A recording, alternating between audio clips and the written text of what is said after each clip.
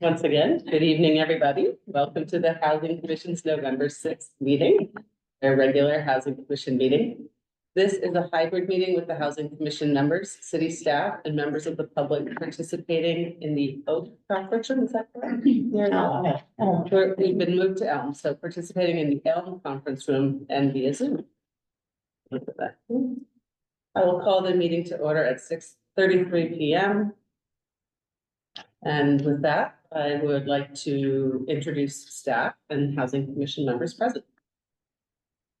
On the staff side, we have Community Development Director Deanna Chow, Management Analyst Adam Patterson, Management Analyst Ariana Milton, Senior Planner Christopher Turner, and Principal Planner Tom Smith, who is participating remotely or will potentially join us remotely when the items up.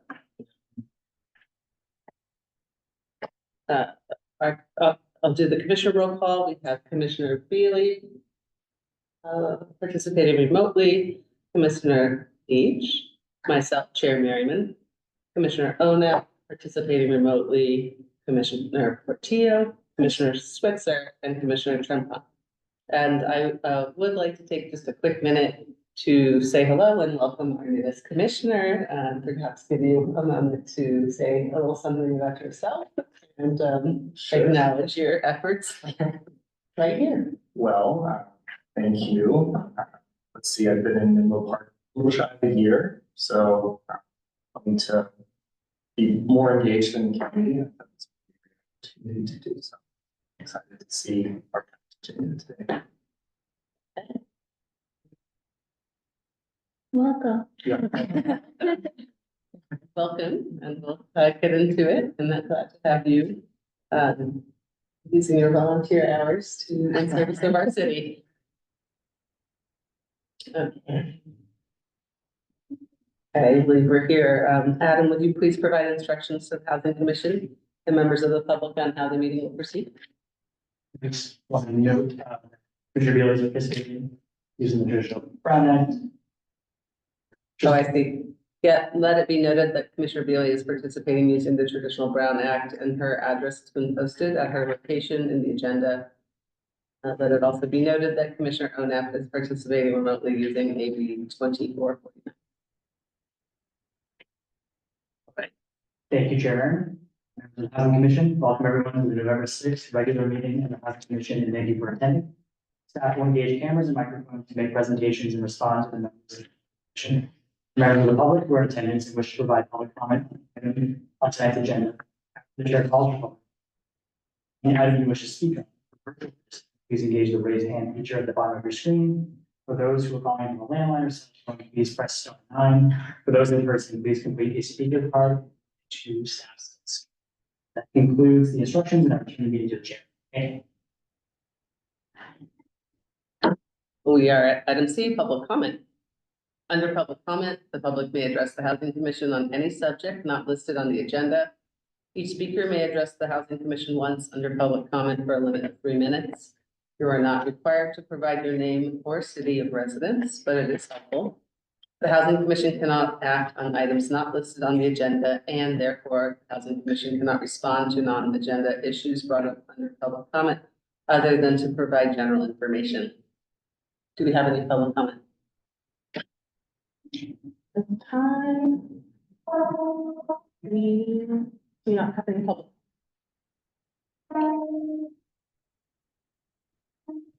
Okay. On to our regular business. Under regular business, the Housing Commission receives informational presentations in addition to considering policy matters and administrative actions. First, we have D1, selection of the vice chair of the Housing Commission. Management Analyst Ariana Milton will give a brief introduction. Thank you, Chair Merriman. Good evening, Commissioner, staff, and members of the public. My name is Ariana Milton. I'm a management analyst with the Housing Department here with the City of Menlo Park. And tonight I just want to give you a brief introduction into agenda item D1, which is the selection of the vice chair. Just to give a little bit of a background, Vice Chair Jackie Campos submitted her formal resignation from the Housing Commission on August 4th of this year.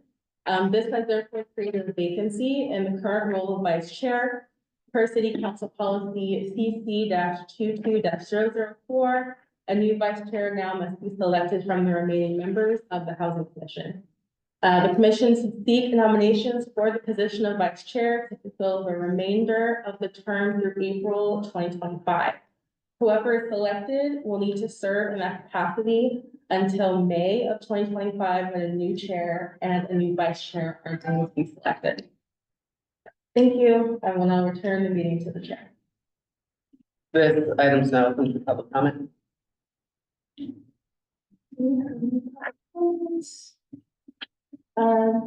There is no public comments at this time. And it's now open for housing commissioner discussion, clarifying questions. If I might just start for a second with some additional framing. It's been a pleasure for me to be nearing the end of my second term as, on the housing commission and serving these last few months as chair. For context for new folks, I mean, every commission has a little bit of, a different practice and different assumptions, but something that's been lovely about our commission is that we realize that each of us has something to offer in this role, if you're able to serve in that way. It's very common for us to very thoughtfully give each other opportunities to step up and step back. And many folks who are here, certainly Commissioner Ona, who was our recent chair, have been able to take on some of that role over time, and then also we mentor our new commissioners as they're coming on board. So wanted to share that, and then also have a little bit of a moment to see if anybody wants to express interest in this role, because it's not just who is maybe next in line, but it's also who would be interested in that, and give folks, before we go right into nominating and whatnot, it'd be great to hear from all of you. Yeah, I'm interested. Commissioner Bealy, Commissioner Onak, do you have any? desire or share? As you know, I have expressed that I will not return for the second term of the commission. But if needed, I'd be happy to serve until the end of the term in any capacity that the commission would like me to do. So that's all I have to say. But I have medical issues and things like that. But I'm happy to do whatever, but only until the end of the term, until the end of my term, which is April 2025. Thank you.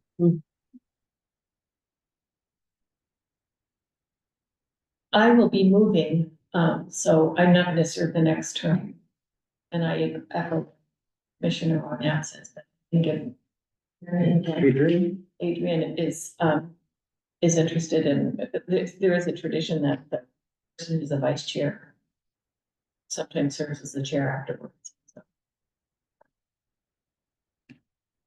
Yeah, when that works out, it can offer nice continuity for. Do we want more discussion here, or do we have a nomination for vice chair? I nominate Adrian. Second that. Okay, so we have a motion and a second by Commissioner Leach, second by Commissioner Portillo. And Yeah, I'll call it.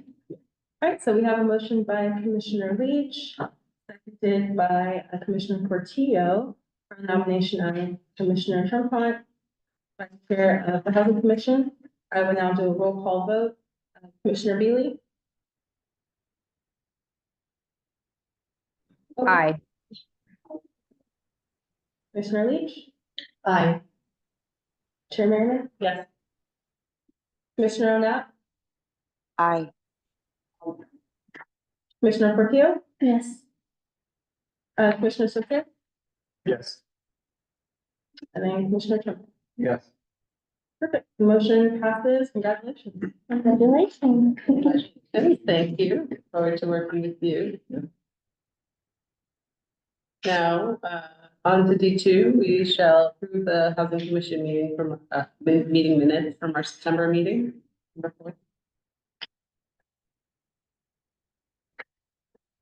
item is now open for public comment. We do not have any public comments on this. Do you have any clarifying questions or discussion?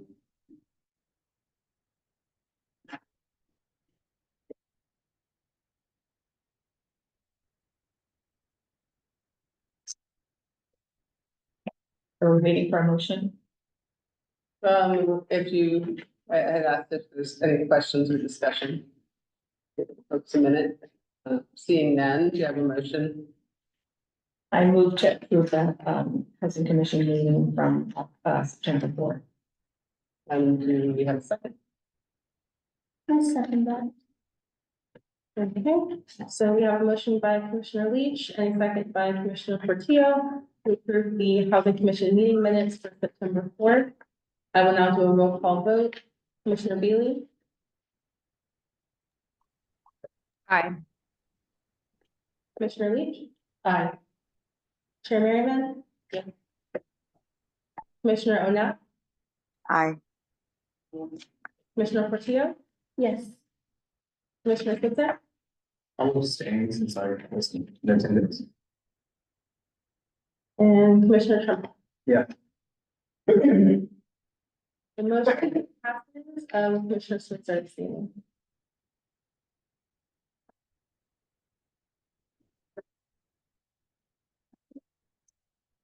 Great. And are we opening D3 and D4 together? Is that what they're thinking here? Okay, so we will, item D3 is recommending approval for the commitment of $600,000 from the below market rate housing fund to Alliance Strategic Development for the production of affordable rental units located at 320 Sheridan Drive. Item D4, intricately related, consider and make a recommendation to the planning commission to approve a below market rate agreement with Alliance Strategic Development for an 88 unit housing development at 320 Sheridan.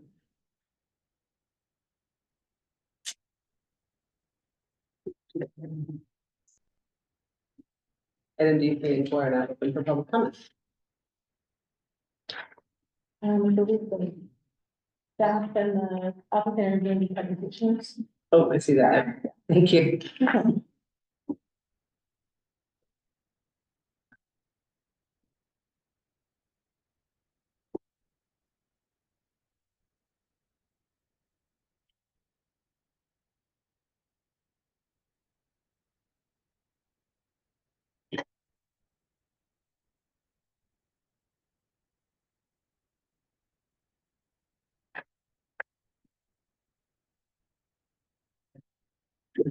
All right.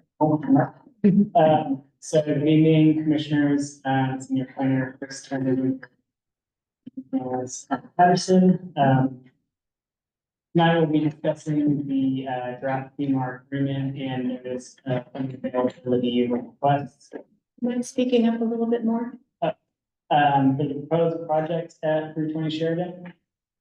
While these are separate agenda items, my colleague Adam and I give a brief overview of the topics together. And then the applicant will give a brief presentation after our remarks. I did want to note that we did get 2 letters prior to the meeting after the publication of the staff report. One was in support of a second entrance at the project site, and then one was in support more robust bike. So with that, just a brief overview of the project. Project is located at 320 Sheridan Drive, which is in the R3 zoning district. It's between the Flood Triangle and Suburban Park neighborhoods, and was the former flood school site, which is now vacant. Some of the surrounding properties are Highway 1 to the north, Flood Park to the south, single-family residences in the R1U zoning district to the west, and then the live new family house to the east. The project would consist of 3 new multifamily buildings, with a total of 80 rental units. Project could be 100% affordable, so to households earning low, and very low for the most part, potentially some moderate rate units as state density bonus law allows. The one exception is the manager's unit, which is considered 100% affordable. The project includes some on-site amenities for the residents, including a community room, barbecue, children's. So the general requirements of the BMR housing ordinance and the BMR guidelines, for projects with 20 or more residential units, applicant is required 15% of those units at below market rates to residents of mostly residents and people who work in Menlo Park, some other criteria that can qualify some households. So this applies to the base density of the project, exclusive of any density bonus law units. So in this case, the maximum density on property is 50 units. And then the applicant is using state density bonus law to hit 88 units. But the 15% only applies to that 50 units, so that gives us 8 units that that would be required by the city as city BMR units. A little bit about the BMR agreement itself. So it restricts all of the units to low, very low, and moderate rates. However, it indicates that the 8 units will be subject to the city's BMR requirements in the BMR guidelines. And then it indicates that the remaining units will also be deemed restricted pursuant to state density bonus law, but generally they would be subject to the Ravenswood City School District's preferences for households that work for the employees of the city school district. So in some cases, you could have households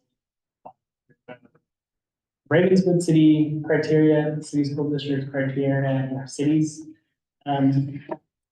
regulation criteria. For instance, if an employee of one of the school districts, schools outside of Menlo Park, or he lives in Menlo Park,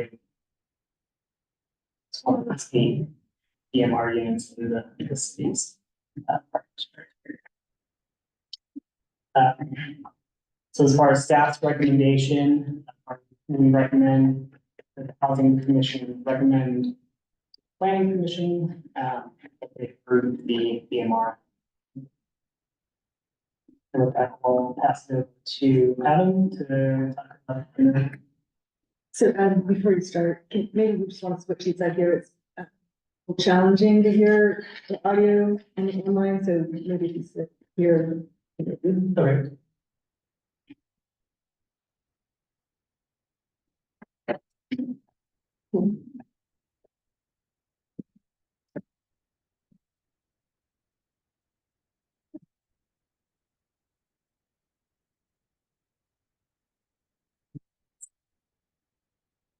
Well, thank you.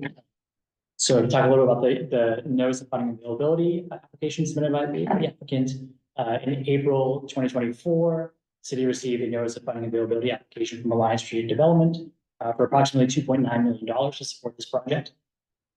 As mentioned by Chris, this is a 100% affordable project, and the targeted affordability level is about 30 to 80% of area median income. The project has a mix of 1, 2, and 3 bedroom units, ranging from in size from 777 square feet to 1,450 square feet. This project does meet several city housing priorities identified in the 2023-2031 housing element update, including policy H42, housing to address local housing needs, policy H4.3, variety of housing choices, policy H4.5, 10, preferences for affordable and moderate income housing. Policy H4.12, emphasis on affordable housing. In policy H6.3, renewable energy conservation in housing. In addition to the 8 units set aside for city preferences, as Chris described for the BMR requirements, the applicant has offered that units that go unfilled by Ravenswood City School District teachers and staff could be eligible for city preferences. In other words, the city would get a second preference for the remaining 79 units if the school district staff do not fill them. And again, the applicant has requested approximately $2.9 million in their funding requests. The city has approximately $2.6 million in available funds in the BMR fund. And we do have another pending NOFA application that was submitted prior to the client's application. Is still being evaluated. Based on this project's deep affordability and the city's second preference on unfilled units, staff's recommendation is that the Housing Commission recommend approval for the commitment of $600,000 from the BMR Housing Fund to support this project at 320 Sheridan Drive. Subsequent to the publication of the staff report, the applicant sent correspondence to staff indicating that depending on how the remaining funding gap is filled, that city's second preference on units unfilled by the Ravenswood City School District teachers and staff may not be available or offered. The applicant may want to reserve the opportunity to offer those units to other agency staff. And city staff has not evaluated this new information and has not made a recommendation based on that information. So this is the recommendation we have this time.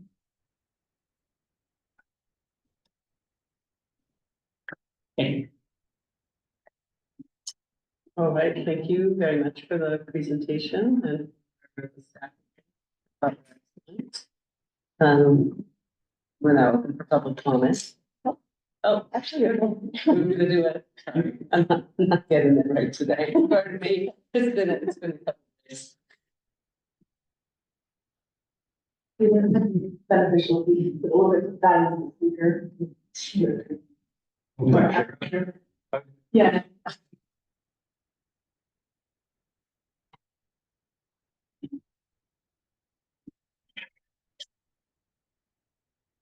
I'm like.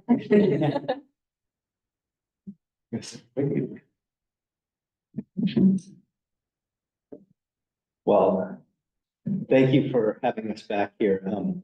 I didn't preview their presentation. Mine's going to be extremely similar, and you know, you all had me here in August as well, so I'll try to go quickly through the slides that you've already seen.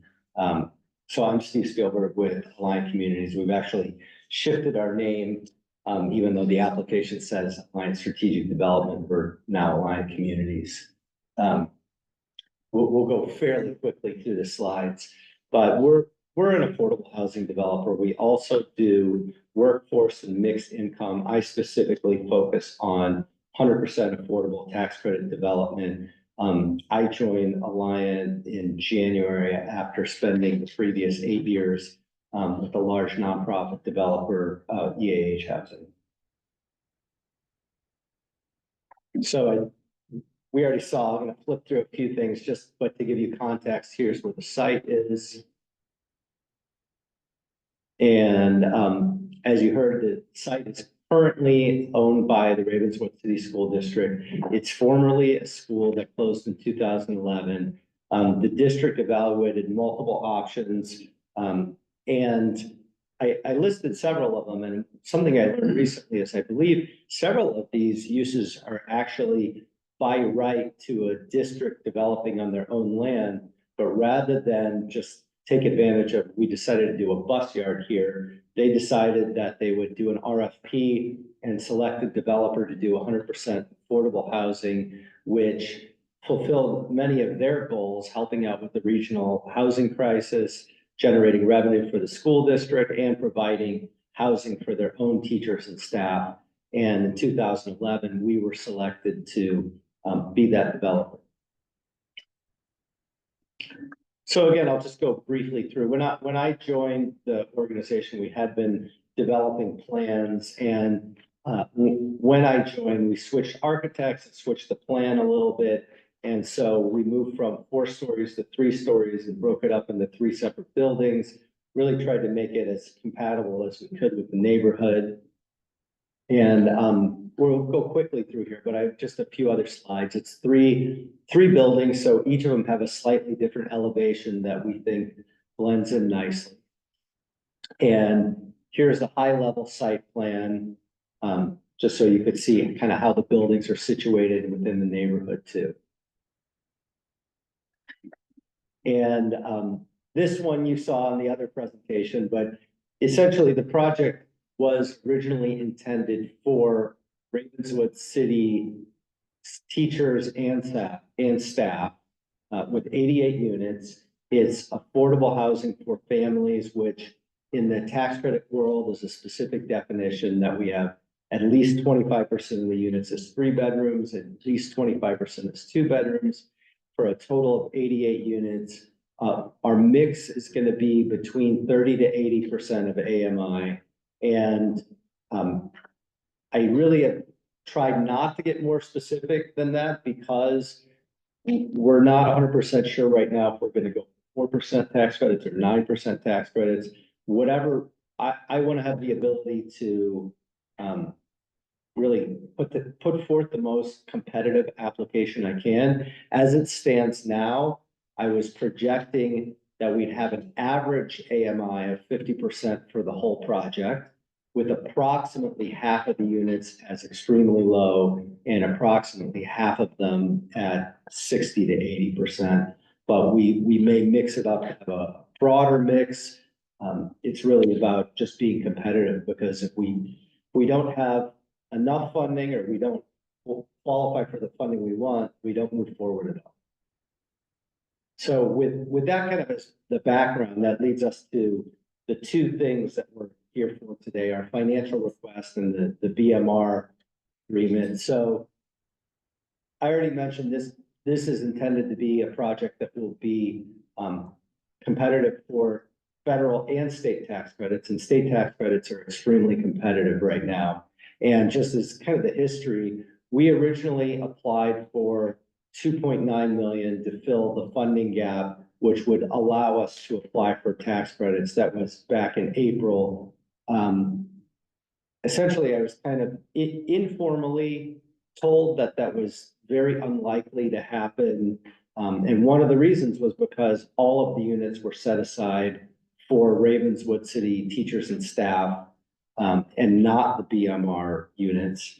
And so we discussed with staff reducing our request to $1 million, and working with the city's preferences for the 8 BMR units. And the reason we picked the $1 million was because it's a minimum threshold to apply for county.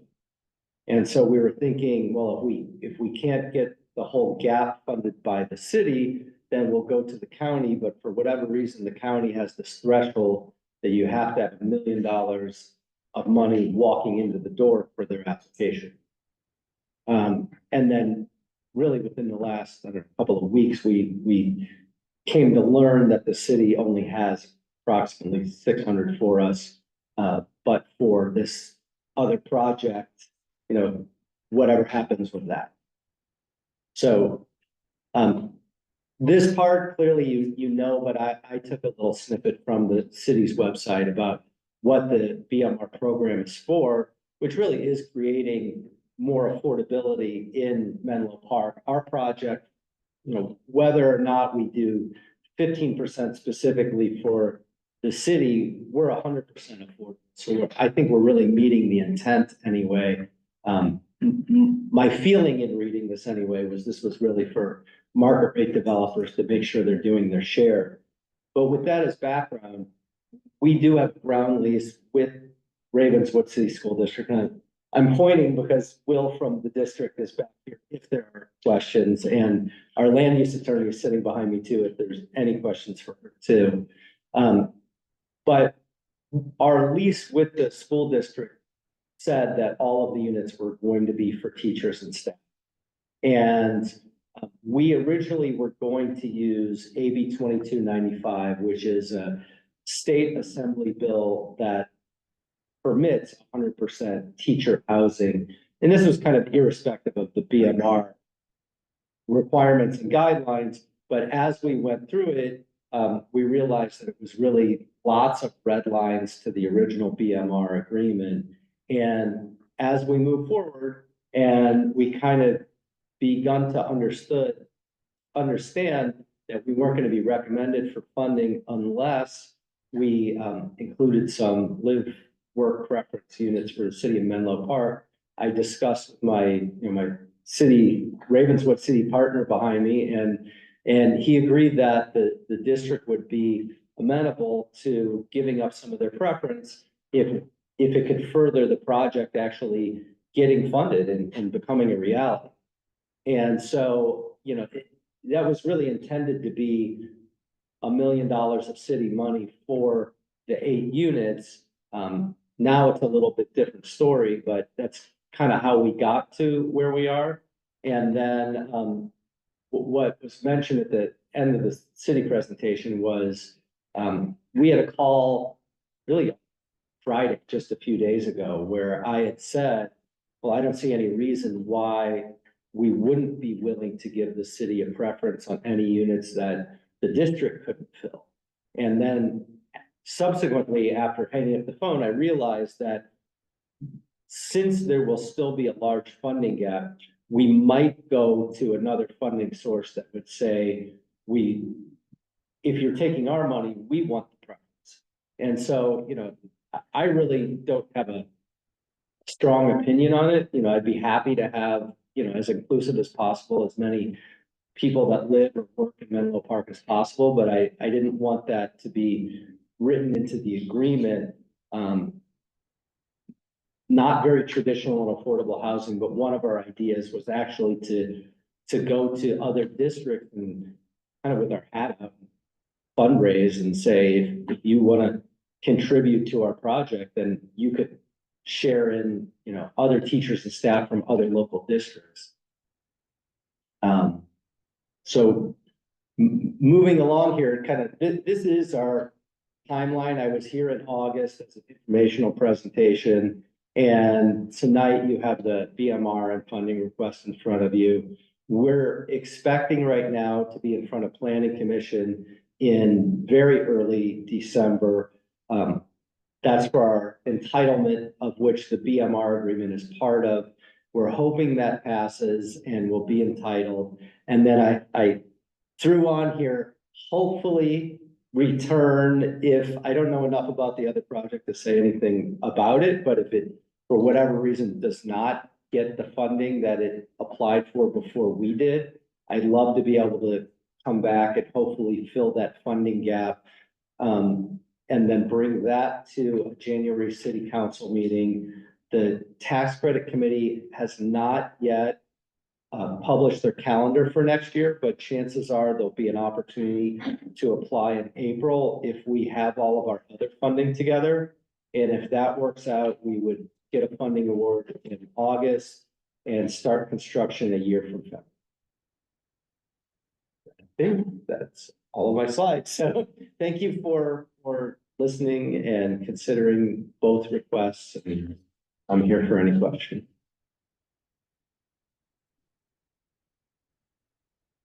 Now do I ask for public comment? Okay. Items D3 and D4 are now. Yes, we have a combination of different kinds of public comment tonight. We have in person, we have 3 written public comments that came through via email, and we have online as well. So let's start with in person. We have Would you like me to stay up here? And move out of the way? that Skip Hilton. if you're putting that up.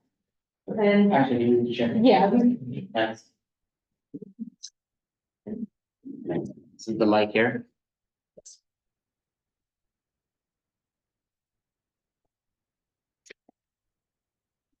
Hello, thanks for having this open for public comment. My name is Skip Hilton. I'm a Menlo Park resident for 31 years, and I've lived for 27 years in a neighborhood that's in the Bay Road area that's directly impacted by this project. I was one of the 2 letters that was submitted. I'm sorry I didn't submit it in time for packet printing, but you do have it, hopefully at this point. And I'm here to strongly urge you to discuss, if relevant, the safety, fire safety, traffic, environmental benefits of a second entrance to this project via Van Buren Street. I believe that the vehicle entrance exit on this property, second one, will mitigate many of the impacts of the project to the fire safety, traffic, environment. And therefore, I believe it should be required as part of any kind of BMR funding or funding for the developer. I'll just highlight a couple of things that are in the letter. One is fire safety. As it's currently designed, there's only one entrance and egress on Sheridan Drive, 320 Sheridan Drive. And the concern there is that, depending on where emergency vehicles have to enter and residents have to egress or escape from a fire or a natural disaster, that creates a choke point and will endanger the lives not only of the residents, but also of the emergency responders. Menlo Park Fire Protection District Director Rob Solano is concerned about this, and I have the quote from him in the letter. He mentioned that our community, Redwood City, actually experienced an 8-alarm apartment fire in Fair Oaks neighborhood earlier this year. They had 4 egresses and were able to fight the fire effectively with no injuries or loss of life. Even though according to current legislation, they were only required to build one, because it's 108 units under the 200 limit. But more than one egress is clearly safer and just makes sense logically. We also actually had a fire on Sheridan Road. One of the residents there had a small electrical fire not long ago. And there was a fire truck and another emergency vehicle that completely blocked that road. And had that happened when there were, after this development's done, there would have been no way to get out from that side. The other issue is traffic and traffic mitigations. So this area along Bay Road is landlocked. All of the neighborhoods along Bay Road can only get out north or south on Bay Road. There's already an intersection at Ringwood that's heavily impacted during commute hours and school drop off. In addition to this development, Atherton just recently rezoned, which you're probably aware of, 4 parcels along Bay Road right up to Ringwood for multifamily housing to meet their housing element. That's an additional 36 units, so potentially 72 vehicles crossing into Bay Road with the only entrance and exit on Bay Road in that same area. So all of the traffic that will be coming in and out of this development currently will have to go through Suburban Park on Hedge Road, down Bay Road, and into this choke point that's already very high impact. In fact, you guys are also probably aware that recently City Council and Planning Commission adopted the environmental justice measures, which, if you look at those, they'll indicate that this area has a traffic burden rating of 95. It's good, but like last week. Oh, okay. Well, you'll see all this in the letter. I just wanted to point out one other thing in the proposal from the applicant, and that is that this area is not well served by public transit, contrary to what's said there. Bus routes 82, 83, and 281, which are mentioned.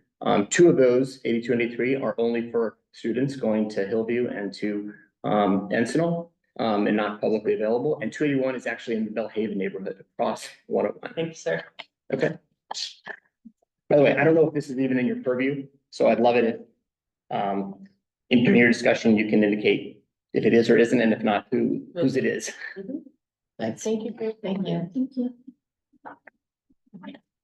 All right, we will switch over to the in-person. We'll switch over to our online public comment. So first up, we're gonna go with Karen Grove.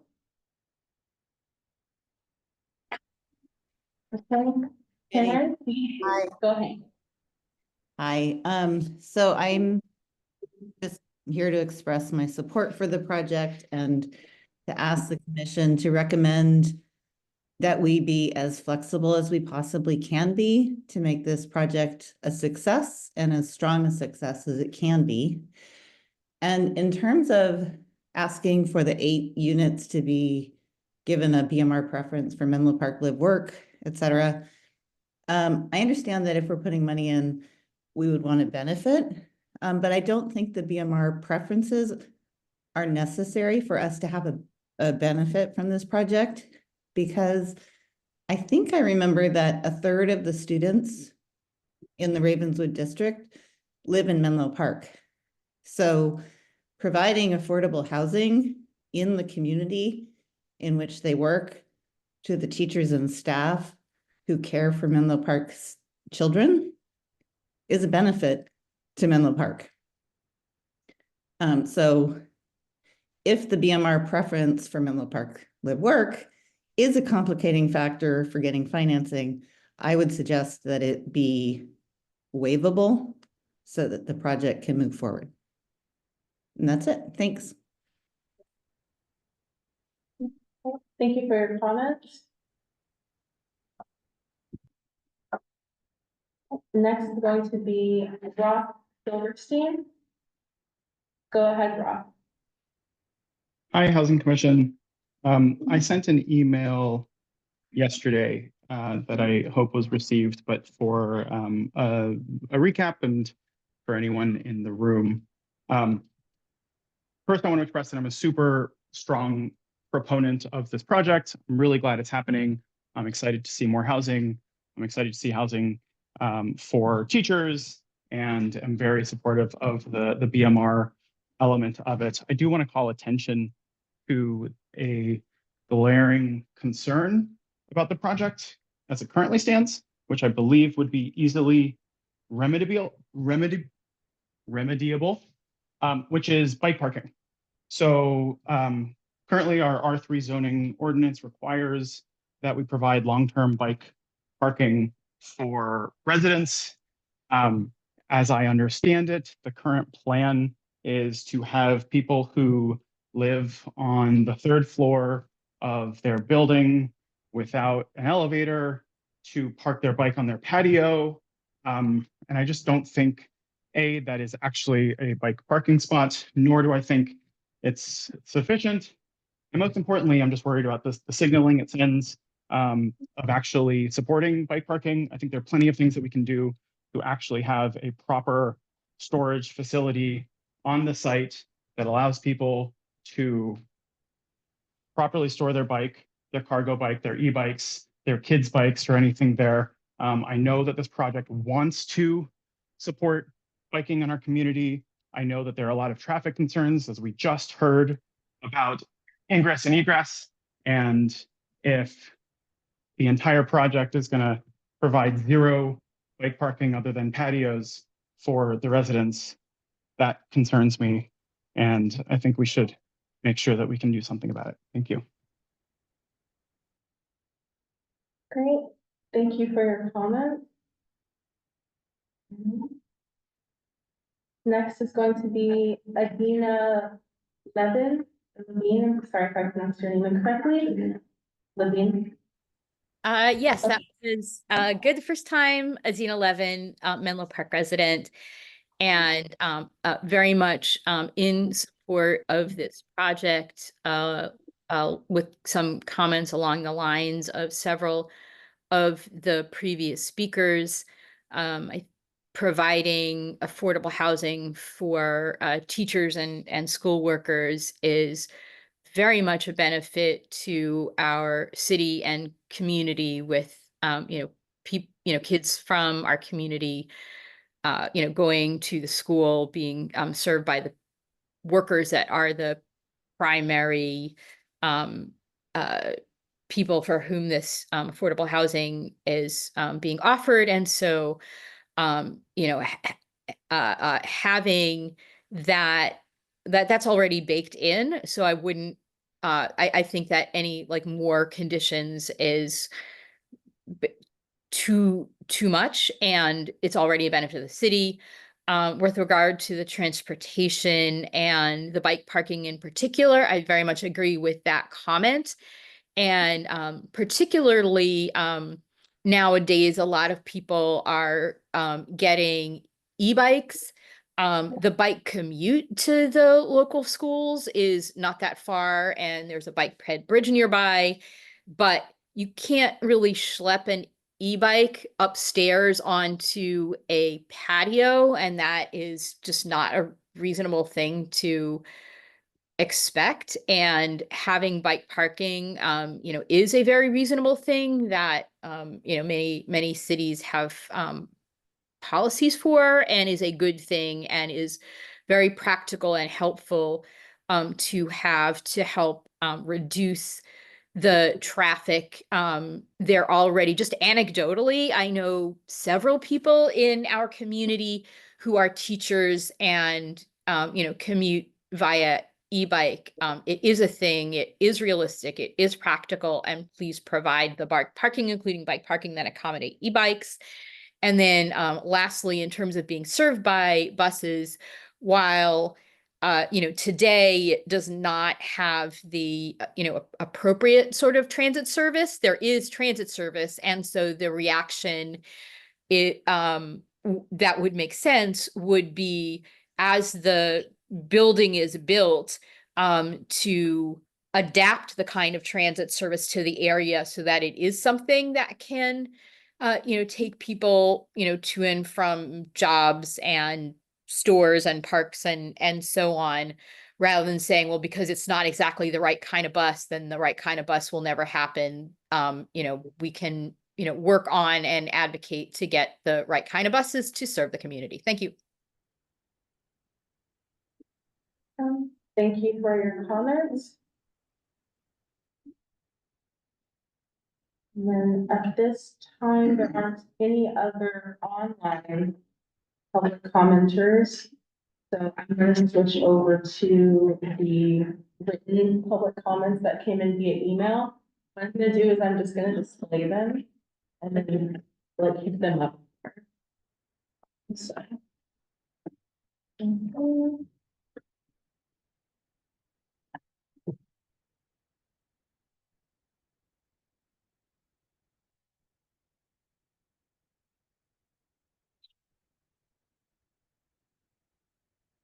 So this one came in from Robert Silvano, who is a resident.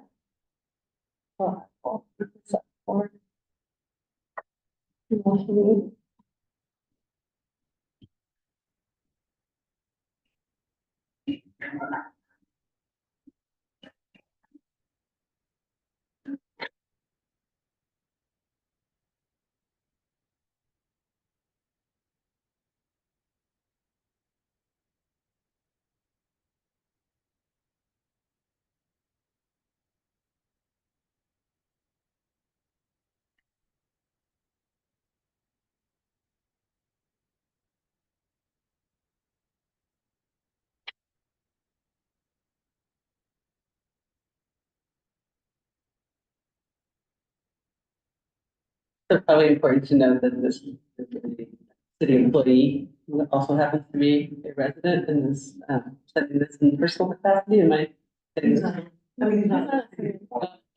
Warmer? Oh, No, he's a.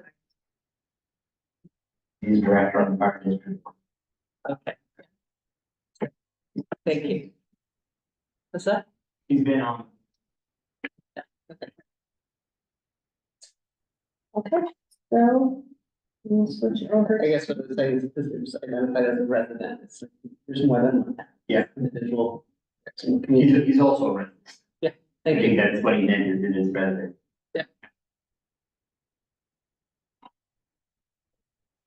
All right, next up. So, Skip, I'm going to go ahead and. Very. It's a lot. No worries. But it will be included in the meeting. Of course. And then, the last written public comment for this item is gonna come from Andrew Ettridge, who is, a planning commissioner and a resident. It's a little bit bigger.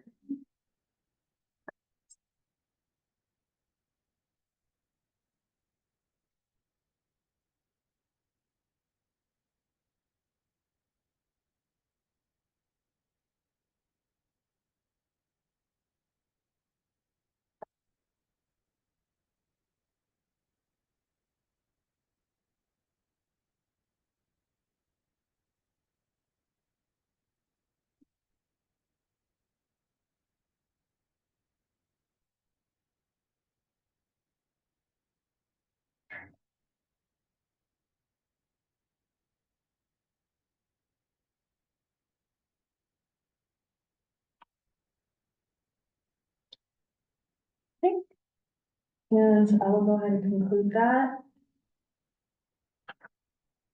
And that will conclude the public comment in all types of communication. So.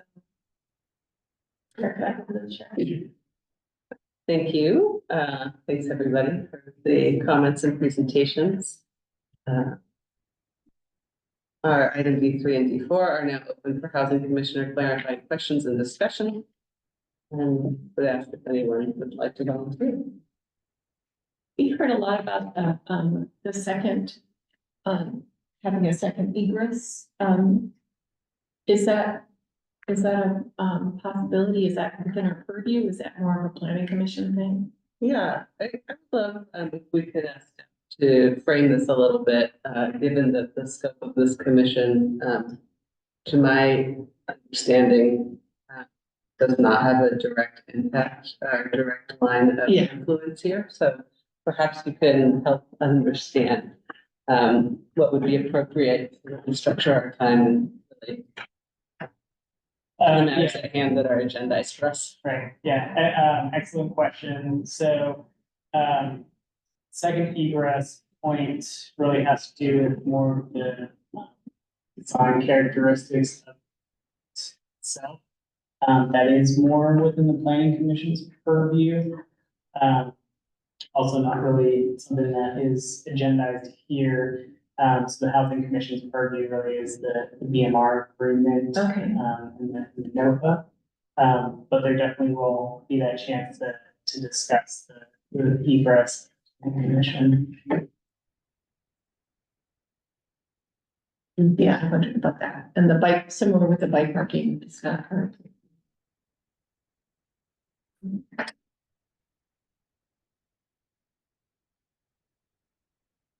Other questions?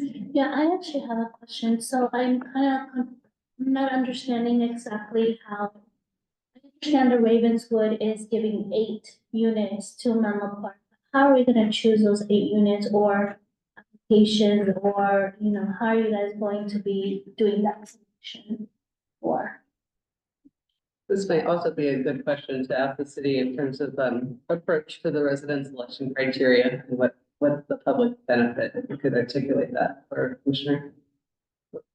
Even if it's not totally buttoned up, it's the general purpose. We have in mind. Sure, thank you for the question. This might be a tag team on between the applicant and staff. And so for the 8 units, which are the set aside for the 50% requirement of the base level project, those would have the city's property. So in our BMR guidelines, we identify those. So I think as explained earlier, give a combination of I live in Menlo Park, I previously lived in Menlo Park with some criteria. I might have been formally in-housed. So there's some criteria that are in the BMR guidelines. We do a lottery system. And so we would see interest from the community. We receive, most recently had like 1,000 interest in our most recent BMR units.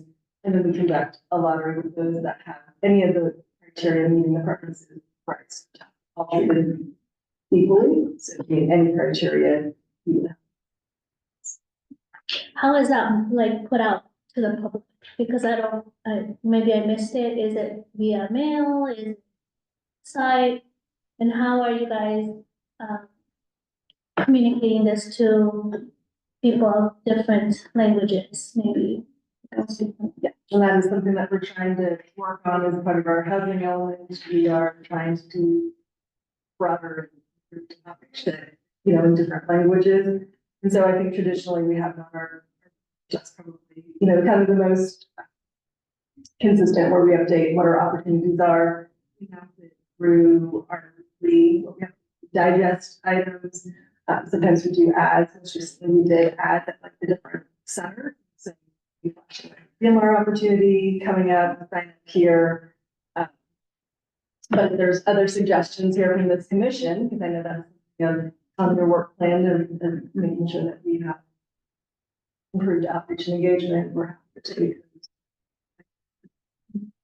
And I'll just add, Like youth centers.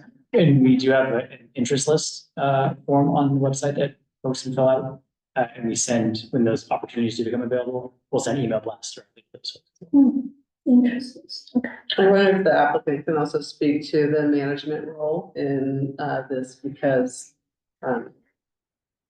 if you permit me for a moment, there is a stage in any deal upfront where you focus on certain things, and often the management components are not quite as urgent, and don't necessarily get down to the front. And then we see sometimes later on, when it's time to actually put residents into these homes, that there are mismatches with respect to management companies' policies in terms of how they match up to Menlo Park's priorities. And you know, I would like to kind of piggyback on what you're starting to talk about here. It's really important to take a look at that. So if you could speak to the property management function and how that is integrated into project concept, and then I have a couple kind of follow-on questions after that.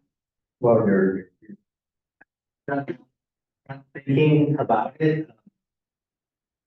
Probably what we're going to need to do is kind of just see how it shakes out.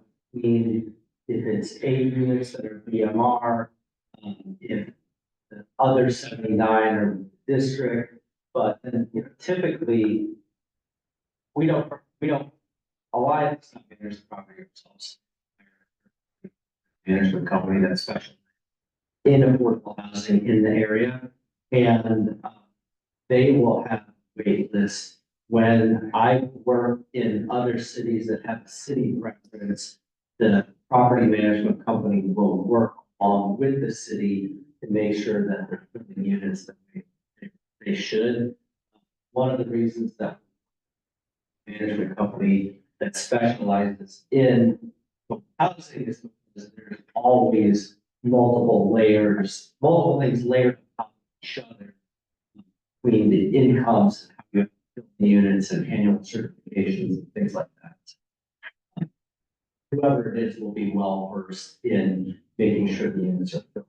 People that. And so you haven't selected that third-party company yet? Yeah, if I could just call your attention to 3 things that I have seen just kind of go wrong when the train's left the station. One of them is that many third-party management companies, especially national ones that have a rigid policy, usually around the amount of income relative to the rent. It is a national best practice to have 2.5 times the amount of income.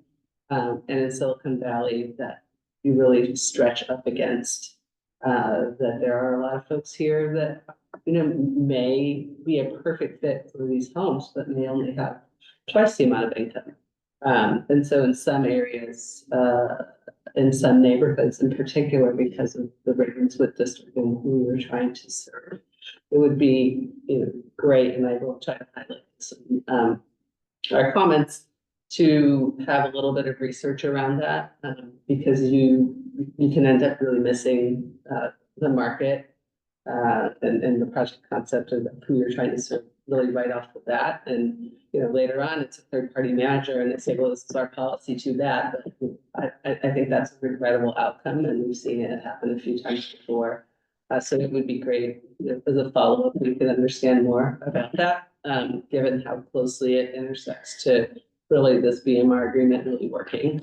The other piece of it there is really having a policy of screening in instead of screening out. So it is understandable that if you lose your job and get evicted, that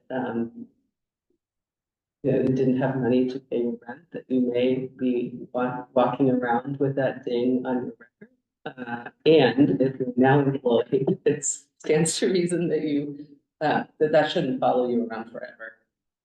So I'm you know, that's just an example of having some kind of a process where you work alongside residents to try to meet them where they're at. And then there's a third piece of this management piece.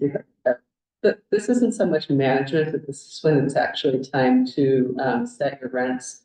I'm hoping that staff has highlighted for the applicant that there is 80% of AMI can be above the maximum amount of rent that allow you to charge based on the way that you comp against market. And so you want to check that out, given that there's a large percentage of the units that you typically 60 to 80, but you might only be able to get 70% of it in mind, and then now you have a very small band. You those units.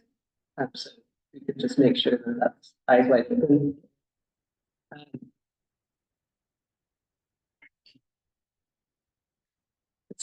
It's been regrettable in the past since they're kind of at the end of the road.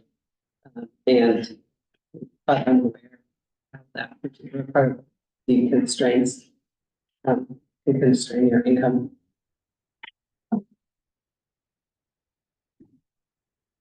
Other questions? I wanted to actually ask the same question to you guys in regards to the 79, complex. How are you guys going to choose the teachers? Are they going to have that particular title, or can they be student aides that, are looking for housing, or how are you guys going to kind of pick those? They have to be employees of the district. It's not necessarily teachers. And they have to income qualify. Okay. There's no preference between different types of centers. It's not all teachers first, and then cafeteria workers and bus drivers. It's first come first served. Something we reached agreement with our needs, sort of discussion that actually. The answer was first come first served among our staff. And that'll be a lottery, right? So, for the application. The lottery, lottery for the sort of rest of the tax. Staff members who are interested, they would come in first come first served. And then maybe a lottery. One more question, as far as the bike storage, you guys do have bike storage on there, and I think it's a bigger subject, because then if you guys do create that storage, I think most of, from what I've seen, maybe people are gonna steal the bikes, how are you, thinking about how you guys will build that. To just build it. I think the other thing that came to mind was, if some of these teachers that are teaching in the Ravenswood, they're going to live across the bridge that goes over to Belhaven does need attention. That's something to think about. How these electric bikes will go through there, along with the pedestrians that are also. That will also need to be assessed. I think the other thing was the traffic and the shuttling. There is a lot of traffic there. It's terrible. This would just create more traffic, I feel, and then, these teachers probably wouldn't make it, even if they got on the shuttle, they probably wouldn't make it out that area, so that bridge would kind of be essential to how they would go across. And also, like, for Menlo Park to also assess the traffic and the shuttling and how people are actually currently, traveling across the bridge. If you haven't traveled through the Willow, in that area between 7 and 9 a.m. now, please do, because it's horrible. And Yeah, so there's obviously a lot of community passion about these topics, egress and bike, how you will accommodate the bikes. I do believe that the planning commission is the best place for that conversation to be had. And I, urge the applicant to try to address this. If in fact, they're trying to meet that project schedule. Because I think that there's a lot to there.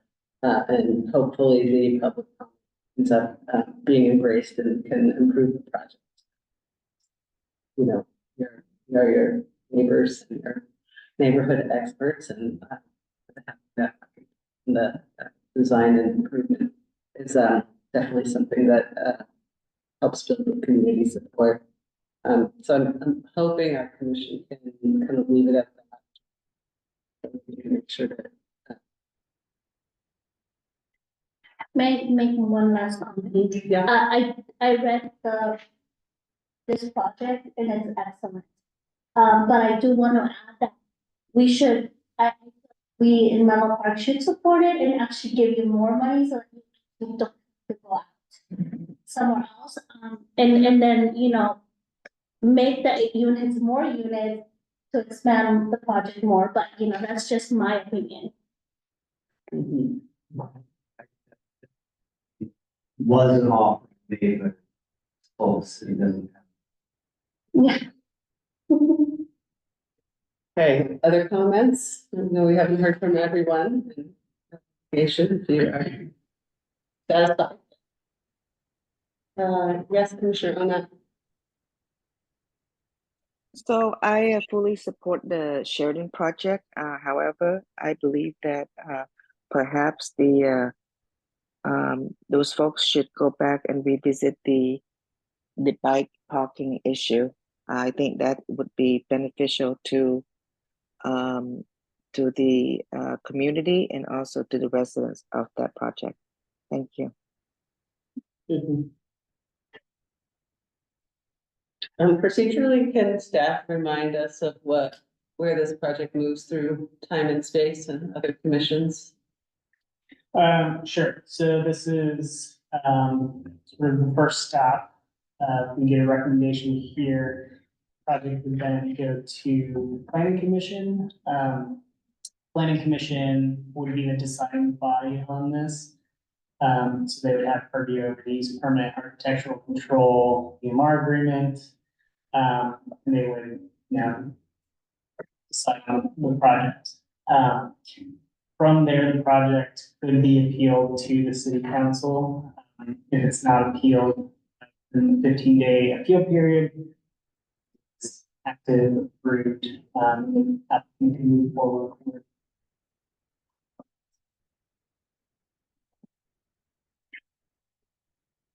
And then just for the funding agreement side of things, so, Housing Commission is also a recommending body, and then the next.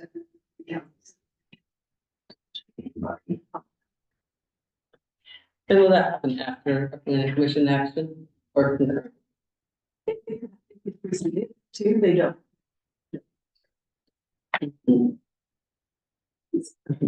So our ask is to recommend the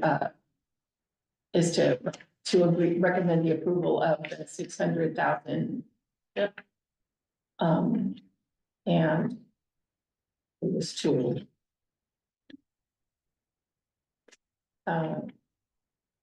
yeah. It's a PMR agreement. Recommend the commitment and then recommend the approved BMR housing agreement. May I ask one more question before you? Do these units have air conditioning? Okay, yeah, so that's what we, those are our agenda items here. I have 2 more questions, but I'm gonna keep the floor open for anyone else.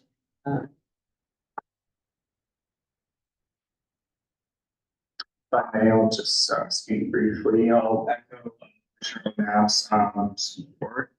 I think this is a great use for underutilized property that a lot of the city has.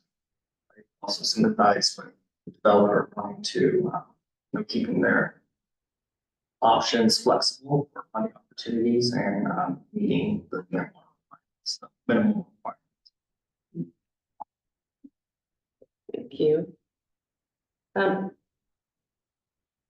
It's been hinted at a little bit, but I want to just make it a little more obvious, and it's really the relationship between the opportunity to apply for what I assume is the County Measure K funding, and I should know this, but is it a threshold that you have $1 million to be able to apply, or is it a scoring advantage? No, it's not.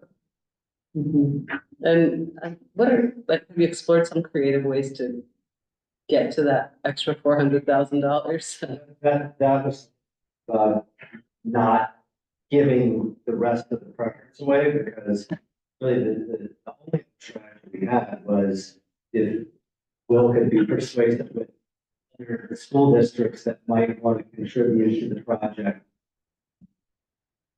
So I'm sure you know in affordable housing, you hope that your first dollars in the local ones. And so, it can be very difficult to try to move to state or anywhere else.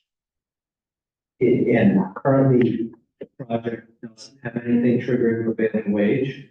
And so getting a little bit more money that triggers prevailing wage can be a lot more expensive. And so it's kind of a balancing act of, where can we go to.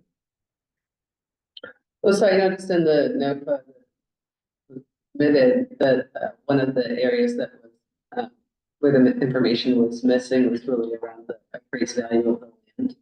And I'm curious if you have a sense of what that is relative to the $5 million upfront payment.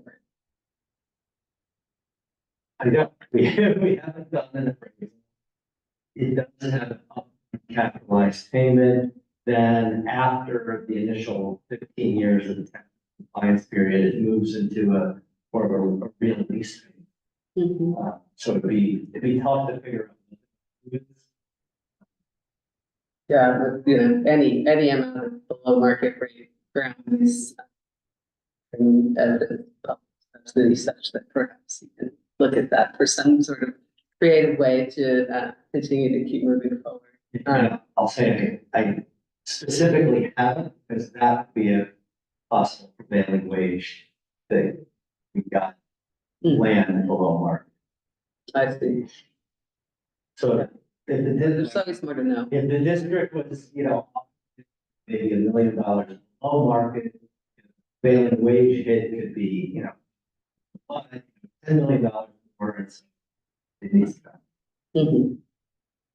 That's interesting. Yeah, I mean, that's just something that as looking at the city investment, that I'm kind of keenly watching to see, mostly because while I believe that this project demonstrates ample public benefit, it's also, I'm just sensitive to transfers between agencies, right? So city transfer to a school district because of this payment is just something that to the extent that that is what will end up happening through the way that your financing sources stack up.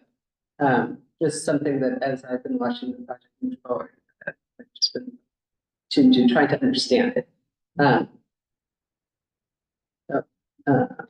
else I have here?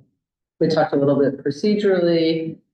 It seems like there are maybe, okay, so one of the things our commission's been really interested in is having more robust city policies related to the anti-displacement work. And looking at those policies that we currently have, it's in the housing element. It's not a new topic. It gets brought up every few years. We try really hard to make progress on it, and it's pretty hard to make progress on it. And I'm curious from a staff perspective, do you see any opportunities for the way that we have defined those who were displaced from Bellhaven and use those preferences? Do you see any opportunity to implement something like that here, or just any synergy? Yeah, no, that's a good question, and it's an interesting one, because I know on another notebook project that there was some preferences that were provided for local Bellhaven residents, and so that's that I think the commission here could have a conversation around, and that is something that's being agreement in exchange for potentially modifying the preferences, because that could be approved by the city council. That is something that was identified in our as an anti-displacement strategies for the justice element, looking at how do we have for residences, because we often hear that are most confronted with displacement issues, and so yeah, that is impacted. But I think, Ravenswood, Bellhaven is part of Ravenswood. All kids from there have to go through the 10th grade, and they have to go 1 year through the Ravenswood. Not like we're part of none. Right, so I think the difference to the age, so that the Ravenswood school school district employees would have for the 79 units or so, the 8 others would have other criteria, so they could potentially live here, but in a different part of the city, they could potentially work here, but don't currently live here, and so it could be potentially a want to potentially live in Belhaven.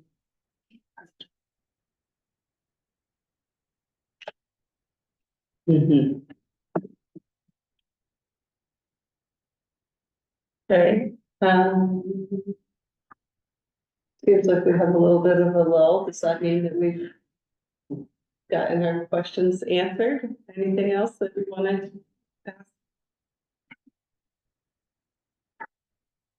Do we vote, can we vote, or is this for later?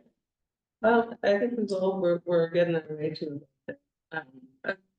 And so it seems as though, there's a desire to keep the door open if there's a chance to come back and potentially increase that subsidy amount. You've answered that, but it's always one of my standard questions, like, will we see you again next year? Or is this gonna be, enough to get you going? Other things? Okay, I'm interested in a motion, but before we take that step, I think because these agreements go to the city council, it is. Well, it happens occasionally that we take action on what we need to do here, but also highlight certain areas that we may want to keep having staff and the applicant work on. And to the extent that city council is in alignment with that, and, can see if project concept can. With that. Is that something that you feel is appropriate?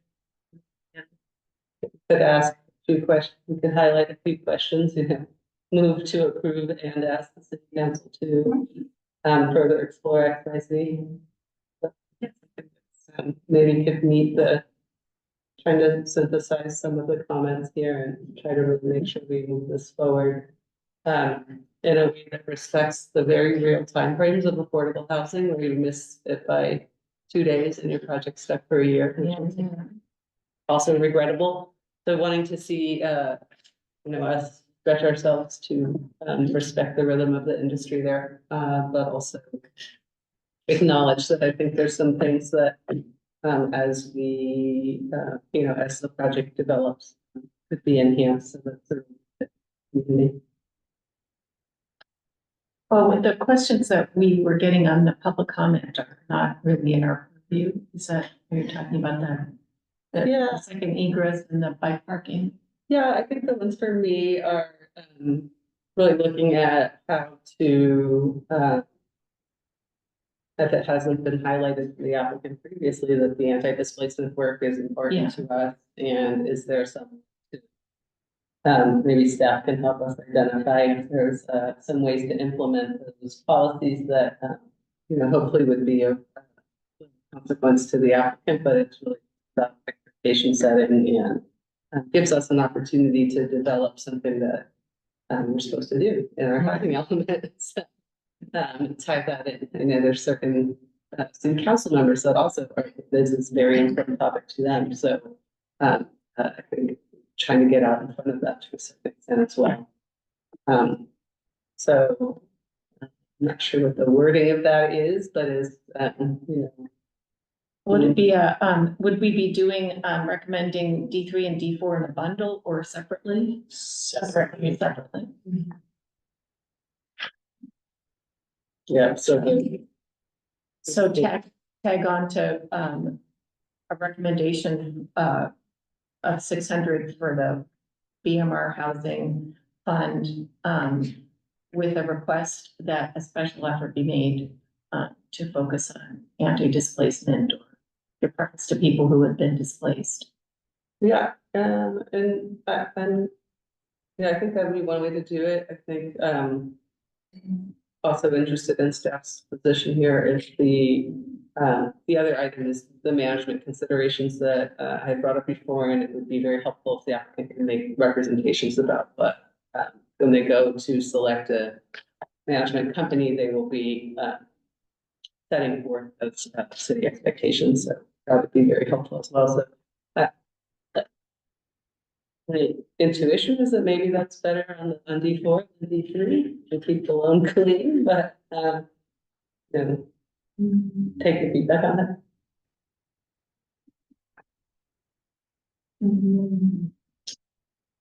So. I think so there's two things that you're talking, two things that I'm hearing. So one is more related to some criteria that might relate to some of our anti-displacement policies and programs. And the second one being providing flexibility in some of the industry standards, qualifications, qualifications for Yeah. Given what we know about if we are trying to, in particular, well, it's Ravenswood, but it's also for us, a special emphasis on Bellhaven. That because those incomes are typically in the lower than the rest of the city, that we need to make sure that be served, somehow provide units that, that they can't get into, which, happens all the time in the integrated inclusionary units that are with their neighborhood. And, it's a shame to see so many homes being brought online and they folks can't get in. So, I mean, the way I was thinking about it was, representations of the management company and their policies. Yeah, and so in thinking about, and maybe it's giving staff my initial thought would be that if we're looking at elevating some preferences, maybe tie that with the funding request, and then the management plan, which is part of the BMR, overall BMR plan, because that's a requirement to submit that BMR. Yeah, things that we want staff to consider or the applicant to consider as part of their management.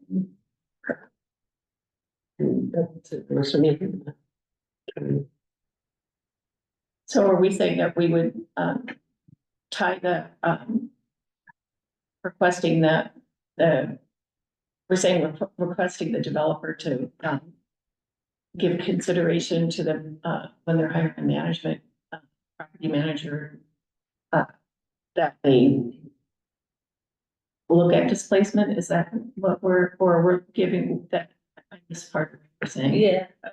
So I think where we're landing is if there's consensus to approve the $600,000 loan, and with that recommendation to the city council, ask that anti-displacement policies are explored, considered, and essentially, and implemented in the project concept. And then separately under D4, we want to move forward the BMR agreement. And similarly, highlight to the city council that we have management considerations that we would like to, we would like to address in the upfront, because if you wait all the way to the end, there's train as a station, you can't do anything about it. So they don't. Yeah. We need a city attorney over here. Right, this guy. Is our city attorney, and I was just gonna say, well, maybe Layla should chime in if we're going down too far, right? Or to provide us with the flexibility to one way or the other. And then Sienna, I'm sorry, could you repeat that last? It's kind of, the audio comes in and out over Zoom, so I'm trying to hear what everyone's saying, but it's a little difficult sometimes.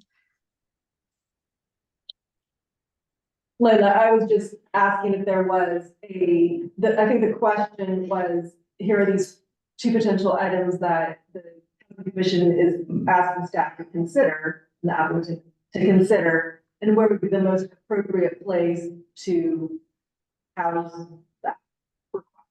And so one being consideration for anti-displacement policies and programs, and then the second being potential, flexibility as part of identifying a property management company and then the qualifications of things for the prospective tenants. And so I was suggesting that the first being potentially tied with the funding, and then the second being tied with the BMR agreement. We asked for a management plan as part of the agreement before we solidify that. If you have any input on.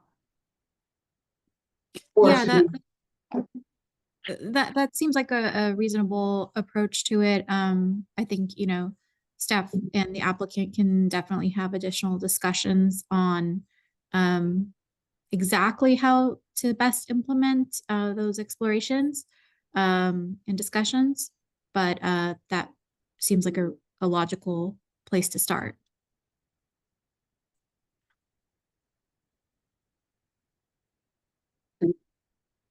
So I worked through the chair.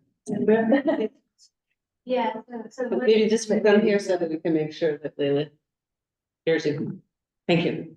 Yeah, it's actually a question for the chair, but you're suggesting kind of explorations as opposed to requirements. I just want to make sure that's what's being suggested. I think it's explorations, and I think it's at the council's discretion to maybe ask if they want to make that a requirement. Well, technically our rules are locked. We're vested in the rules in place when we submit our application. So I think the applicant wants to work with the city and is willing to explore, but just want to make sure that it's an So exploration. that would apply more to anti-displacement policies being a potential, second or third preference, but. Right, because that's a council, so council has discretion to allow that. But if they don't, we also don't want the project then to die. The council hasn't agreed to the revised preference scheme, but because we're subject to the preference scheme. Yeah, I think it's with intention that I'm trying not to make it super prescriptive. Yeah. But I like that it's something that this commission, wants to make progress on. Yeah, and that makes sense. Okay. I just wanted to make sure. On the management considerations, I think that that's something that is a little more serious. Because we do see that because the applicants don't come in with the management company and then later that company comes in with their requirements, that it just can really unravel certain parts that you're agreeing to now. And they're in conflict and there's very little path forward. And it's been, again, regrettable. Yeah, sorry, that's the part I really don't understand. I mean, as a concept, I understand it, but I don't feel like I have specifics, like, are you specifically saying you'd like us to hire, not hire a national company? No, I'm specifically saying when you go out to select them, that you make folks aware of what has gone on in the community before that hasn't served people, which is being super rigid on 2.5 times your income relative to your rent. And, if you're trying to reach the certain population that I believe you are with your classified staff, et cetera, you may see, because this county has incredibly high area median incomes and rents, that you miss the targeting of the Bellhaven neighborhood or even the staff. I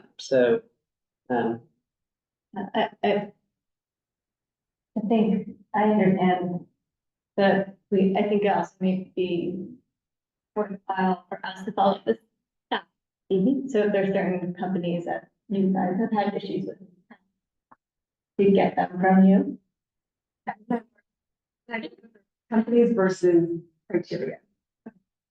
It's a criteria for you to be sensitive to in selecting your partner. And I like that. It's just been problematic. Any part of a city, any part of the county that has where your comps are lower and your incomes are lower are gonna be, have this, run into this issue because of, you know, the rents, usually being, you know, the 80% rents usually being something that you would see more in downtown or downtown San Mateo. So, I mean, it's structural problem. I'm not getting that either, so are you asking that we have a specific set of AMIs then? Oh, you'll have to figure that out with your, but just with what you were saying, that it would be 60 to 80%, and that those rents often are higher than what the neighborhood, but what you'll see when it's time for you to get, you want to look for your flexibility there and hopefully address it when you're making your decision about which company you're moving forward. And it prevents a lot of blowback from the neighborhood later, and they say, why can't my cousin move in? Why is everybody getting denied? Like, these homes supposed to be for, and all this, so this it'd be great if we could get that. So are we asking them to be upfront, or to really communicate, the criterion, or we have some flexibility? I mean, I think there's ample motivations for developers to get it right in terms of making sure their units get leased up quickly. Yeah. So it's highlighting for you folks and highlighting for the council in case that's something we want to look at, maybe not for this project, but more generally, and how we look at that management plan as part of the BMR agreement. Sorry, if that was. Well, I just want to point understand it because the way I'm hearing it, it's incorporated into a legal document to sign. I want to just know what the points are we're agreeing. Yeah, okay. But yeah, in concept, one of certain people that live here that need it, you know, people will do.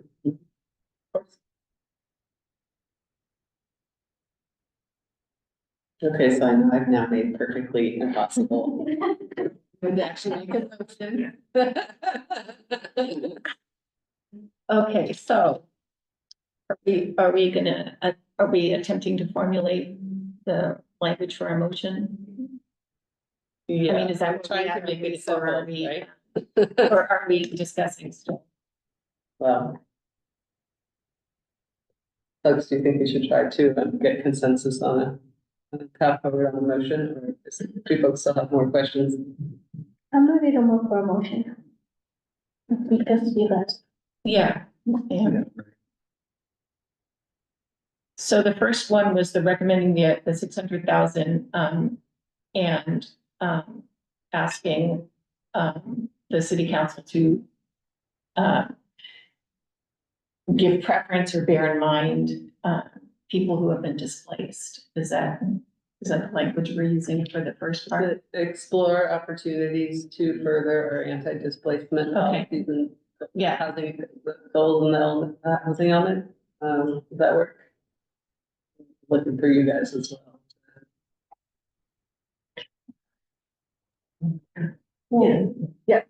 Yeah, that works, okay. Okay, so Layla, do you have that?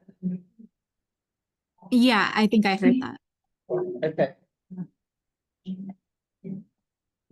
Okay, so, I make a motion to, recommend the approval of to commit 600,000 from the below market rate funding to Alliance Strategic, Development, for the production of affordable rental units at 320 Sheridan Drive with and look into opportunities to further our anti-displacement, efforts.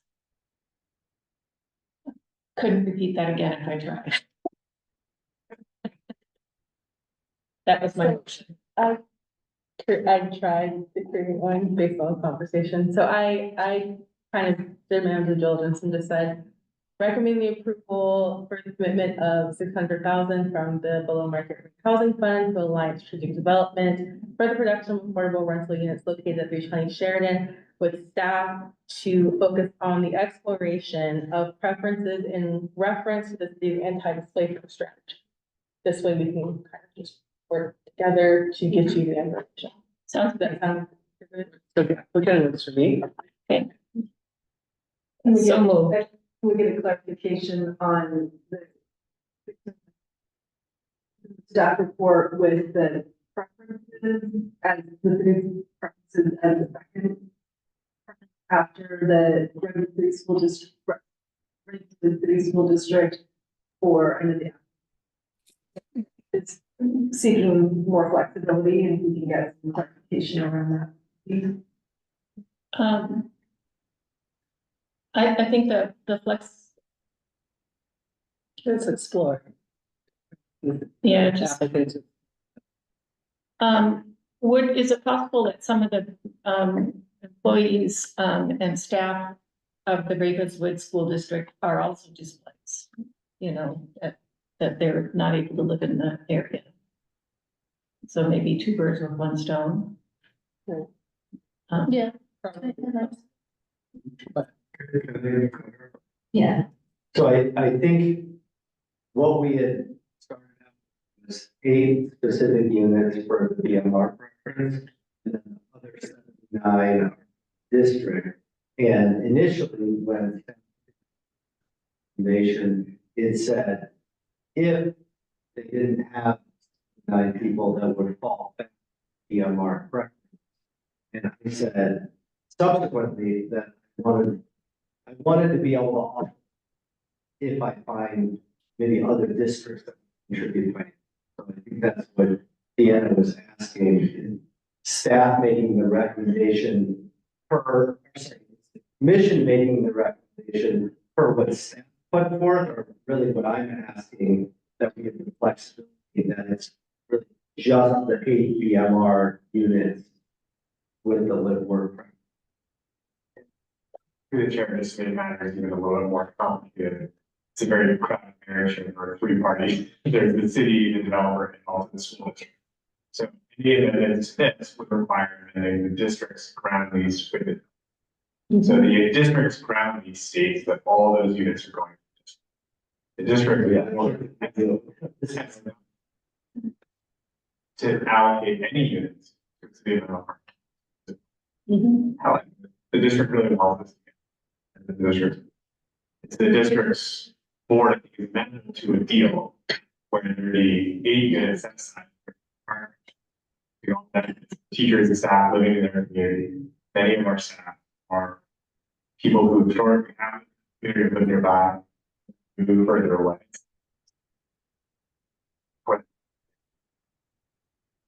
So we're very open into 8 units to get to. At this point, we're 600,000 at 2.9 million. You know, giving away the other 70 units at this point leaves us with no clear. So I think that would be drastically overstating the intent of asking. Yeah, I think we're talking about my understanding is, we're talking about like bearing in mind, you know, that we are really, really trying to look at anti-displacement, which could, and what you're saying about my reading of it, what you're saying about staff and faculty having to live further away, they're displaced. So if this fulfills the up part of our charter, which is to anti-displacement, then I feel like my reading of it is, my flexible reading of it is that would satisfy anti-displacement, but I could be wrong. Through the chair, if I could just chime in, just to actually ask that everybody try to speak into the microphone if possible.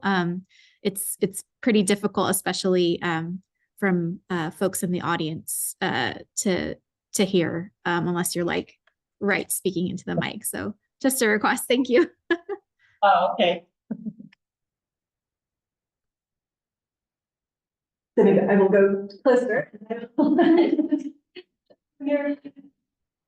So just to address Commissioner Leach, so I believe so yes, the school district, for sure, well, that is the targeted population. Those are the Ravenswood City School District employees are the ones that are intended to serve, to live in the 70 units or so. Should they exhaust the list of all the interested persons to live there, then, and they still have vacant units, then that's the question of who should we turn to next to live in those units? And so the original proposal was the city would then have its preference criteria instead of open to the general population, anyone who lives and works any, where we would focus in on the city's preference. So that's how this has been proposed, but is looking for funding sources or looking to potentially then give other people preference to those particular units. And so that question here for the commission, just to clarify, is providing flexibility for any remaining units to be served by other potential preferences, or should the remaining units be given to the city as a second preference behind the school district? And so yes, every intent to have.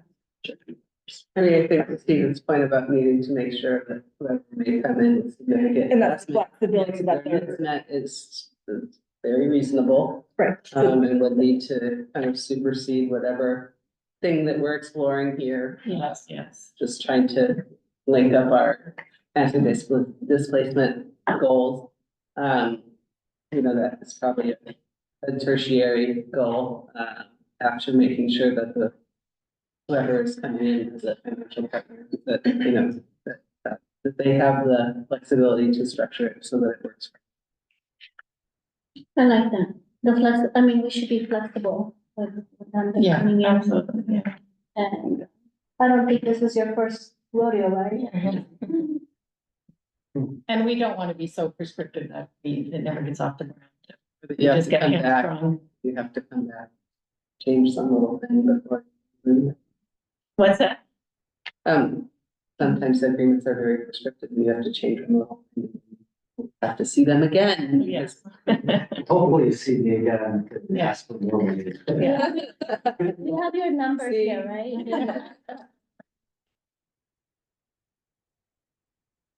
So do we have where are we? Do we have a Do we need a motion? second for D3?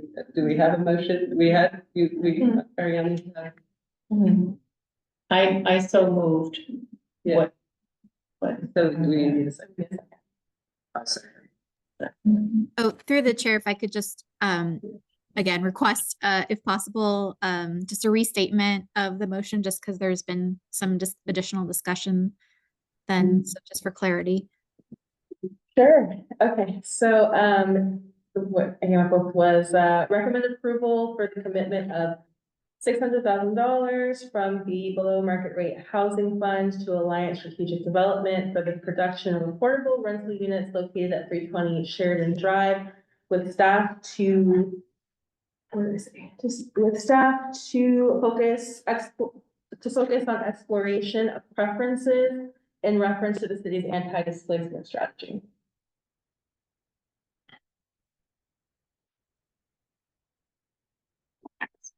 And just to follow, and what I heard was the funding was flexible and not tied to. Yes. Did you hear that, Leila? And the funding to be flexible, not tied to anything. Got it. Okay. Thank you.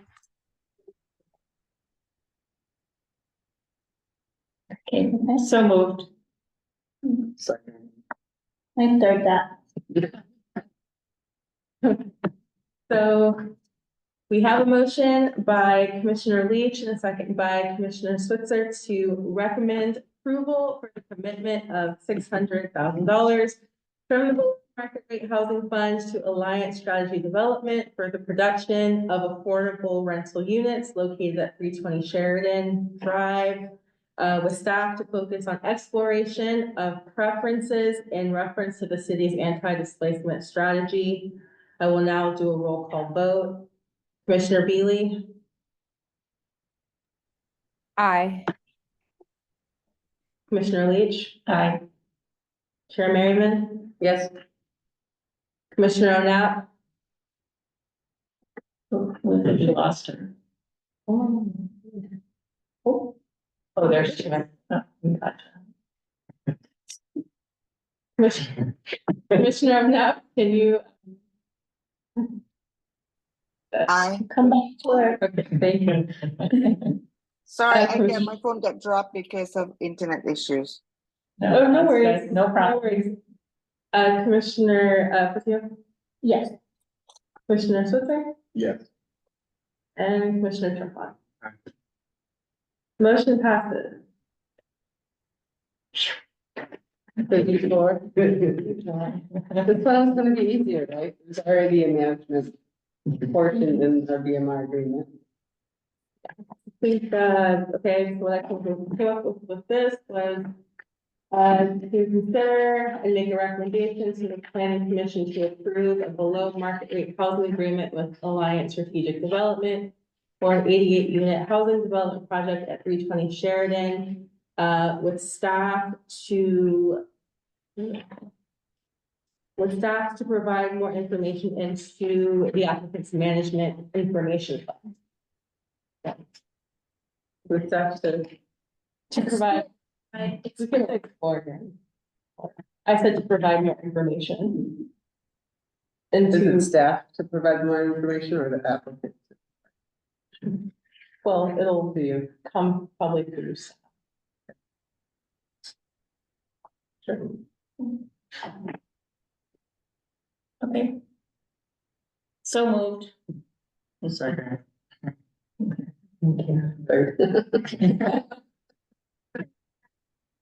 All right, so we have a motion by Commissioner Leach and a second by Commissioner Tremont to consider, or excuse me, my God, second by Commissioner Spencer. To consider and make a recommendation to the planning commission to approve a below market rate housing agreement with Alliance Strategic Development for an 88-unit housing development project at 320 Sheridan, with staff to provide more information into the applicant's management information plan. I will now do a roll call vote. Commissioner Beely, Aye. Commissioner Leach, Aye. Chair Merriman, Yes. Commissioner O'Neill,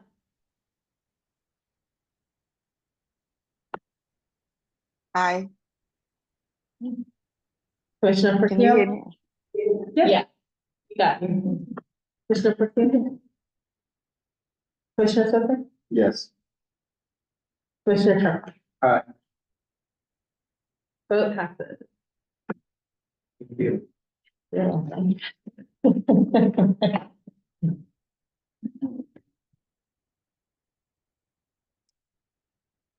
I would like to ask the vice chair to facilitate item D5 and abstain from the conversation.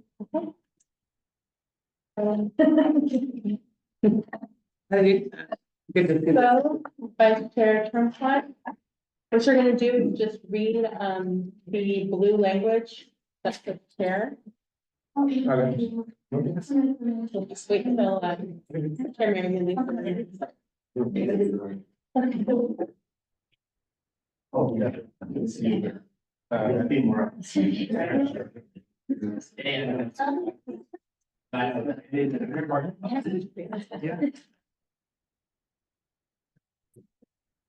Right. No, gonna do D5, but after that, I got log. Oh, got it. You got it. Noted, appreciate it. Yeah.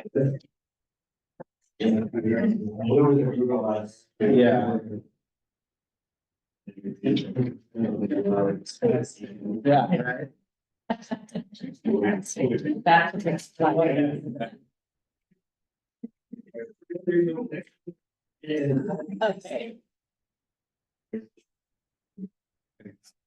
Yeah.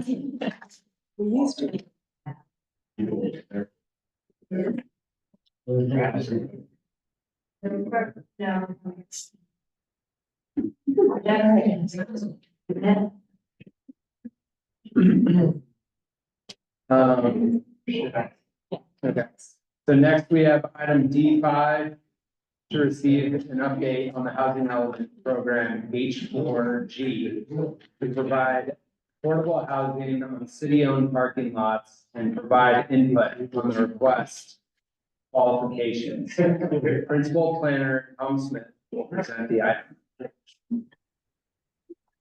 Good evening, members of the Housing Commission. So this evening, I will give you kind of an overview presentation with an outline of the request for qualifications for affordable housing on downtown parking lots that's currently being developed and will be presented to the City Council for consideration later this month. So we can go to the next slide. So for a little bit of background, the city's housing element for the period from 2023 to 2031 was certified by the state in March of this year. And in the housing element program, H4G prioritizes development of at least 345 very low income units on the city-owned downtown parking lots. The downtown parking lots are important for meeting the city's regional housing needs allocation because the land is already owned by the city, so that can reduce the costs of development. And the lots are also located in a high resource area near transit, with the Caltrain station being relatively nearby.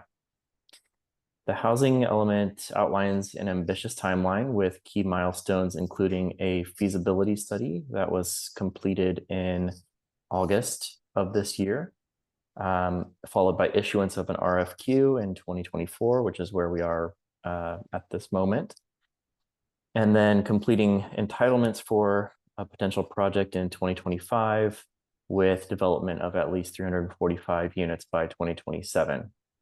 So based on the information that was prepared for the feasibility study and presented to the City Council in August, the City Council directed staff to proceed with preparing an RFQ that would be focused on development of parking plazas 1, 2, and 3. So in the next slide, there is a map, and to help orient you to what's shown here, El Camino Real is running kind of top to bottom on the right hand, towards the right hand side of the slide. And then Santa Cruz Avenue is in the middle, and it's highlighted in green. And we're talking about the 3 parking plazas, the ones numbered 1, 2, and 3 that are what would be north of Santa Cruz Avenue. 1 is kind of in a purplish pink color, and then 2 and 3 are shown in blue.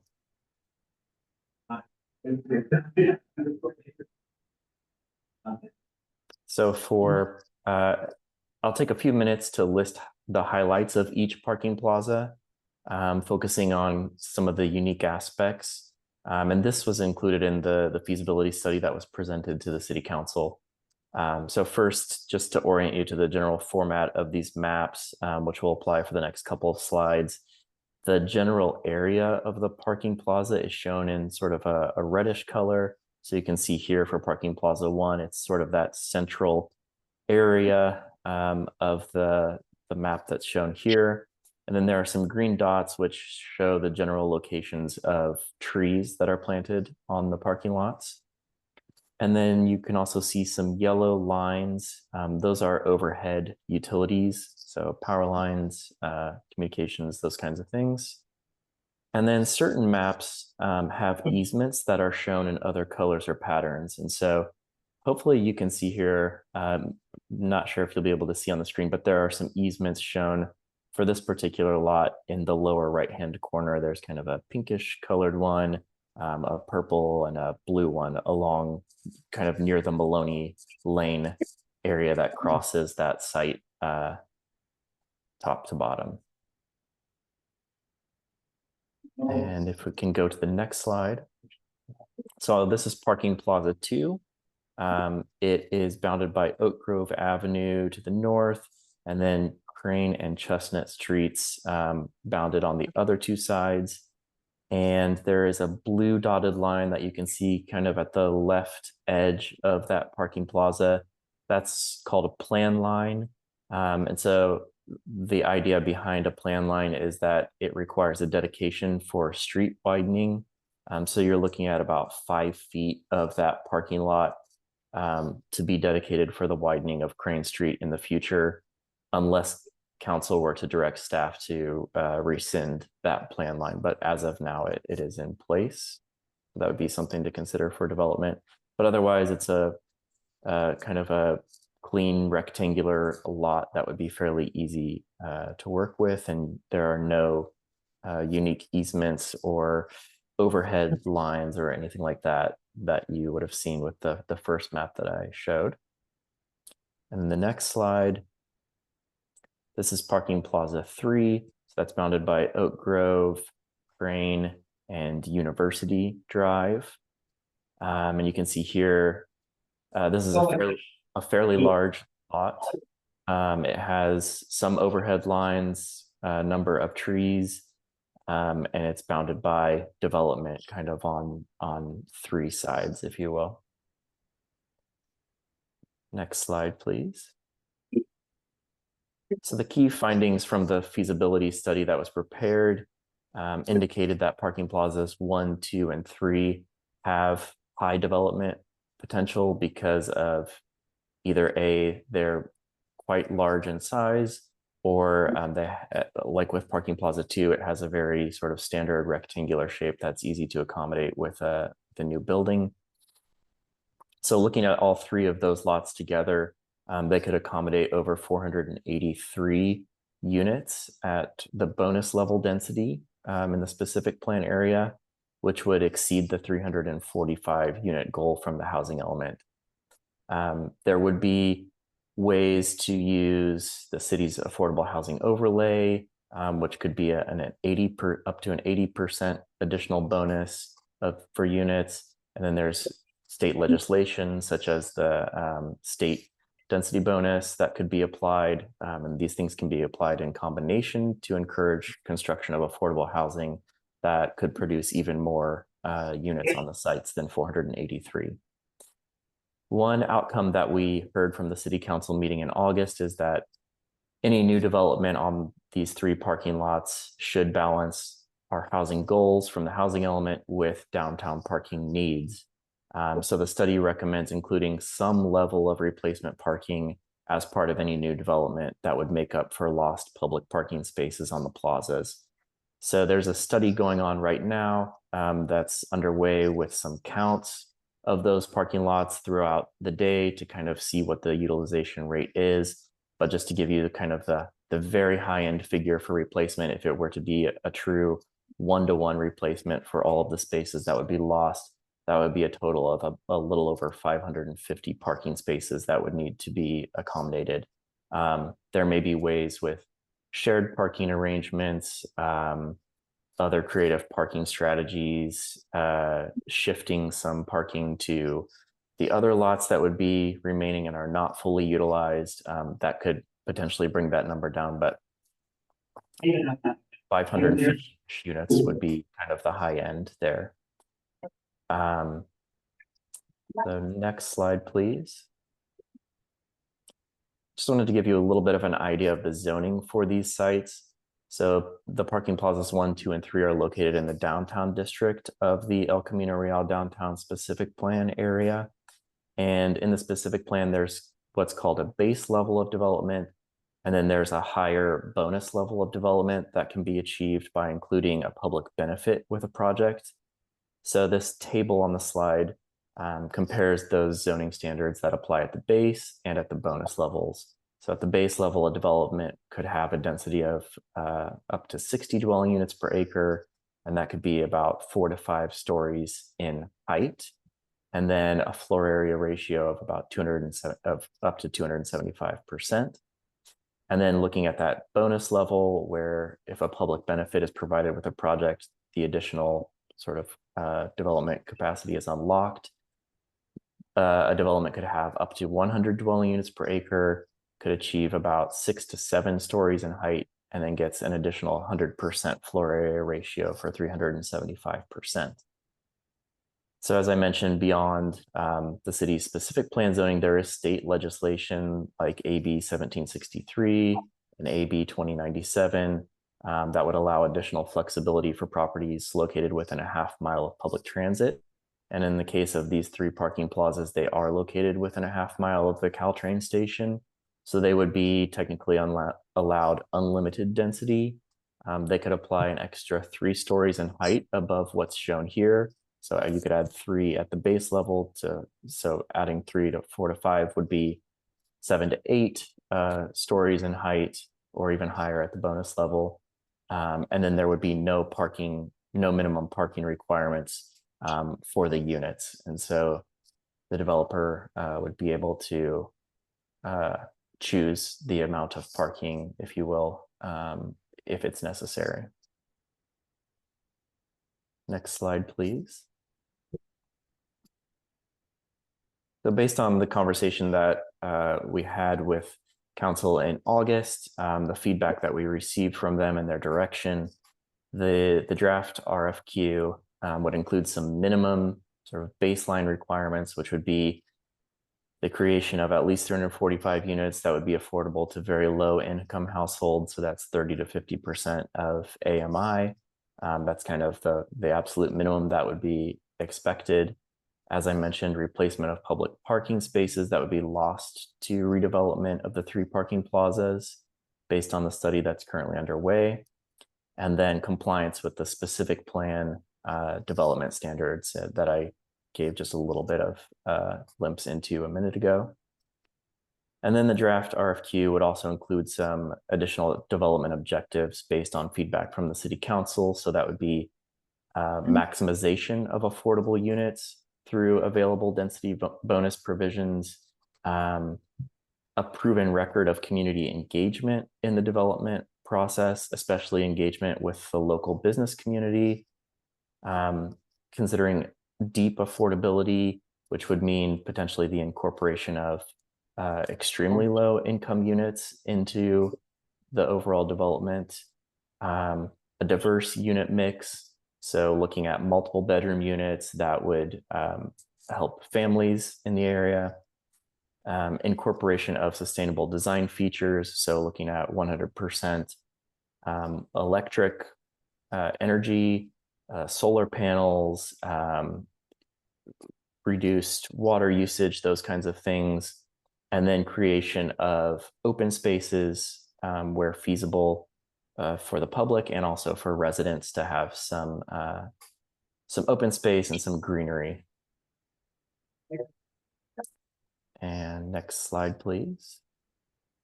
Just to give you an idea of kind of what's ahead, on November 14th, staff will be holding a public informational meeting that will be focused on downtown business owners, giving them an idea of kind of the status of the project, what the housing element lays out, and then giving them also an idea of other ongoing downtown projects that they should be aware of. On November 19th, the City Council will tentatively review the draft RFQ, give guidance to staff, and potentially direct staff to issue that RFQ. And then if the City Council does direct staff to issue the RFQ, we would release that in early December and then return in winter, probably later in winter of 2025, to review those submittals and give City Council feedback on what was received and seek their guidance on what the next steps would be that staff should take in potentially selecting a developer. And next slide, please.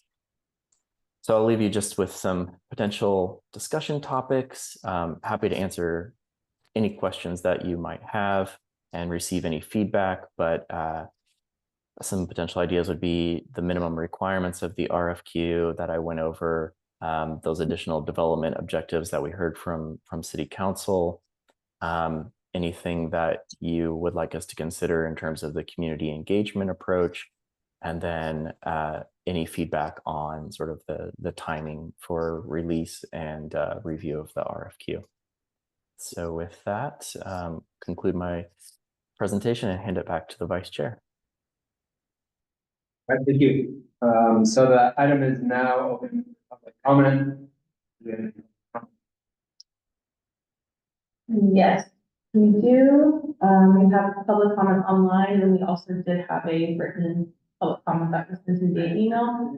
So start with the public comment. And we will go with Athena Levin first. Yeah.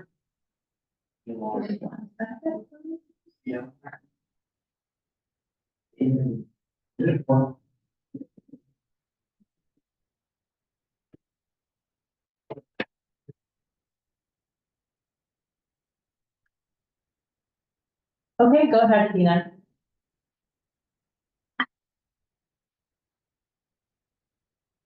Athena, are you there?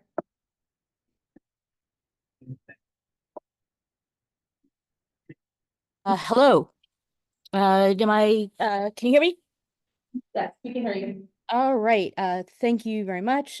First of all, I wanted to say overall that I am very supportive of this initiative in the housing element and very happy and eager to see this moving forward. And really support using the city-owned land as a really distinctive opportunity to provide the deeply affordable homes that don't require the purchasing of the land and therefore makes it easier to provide that deep affordability.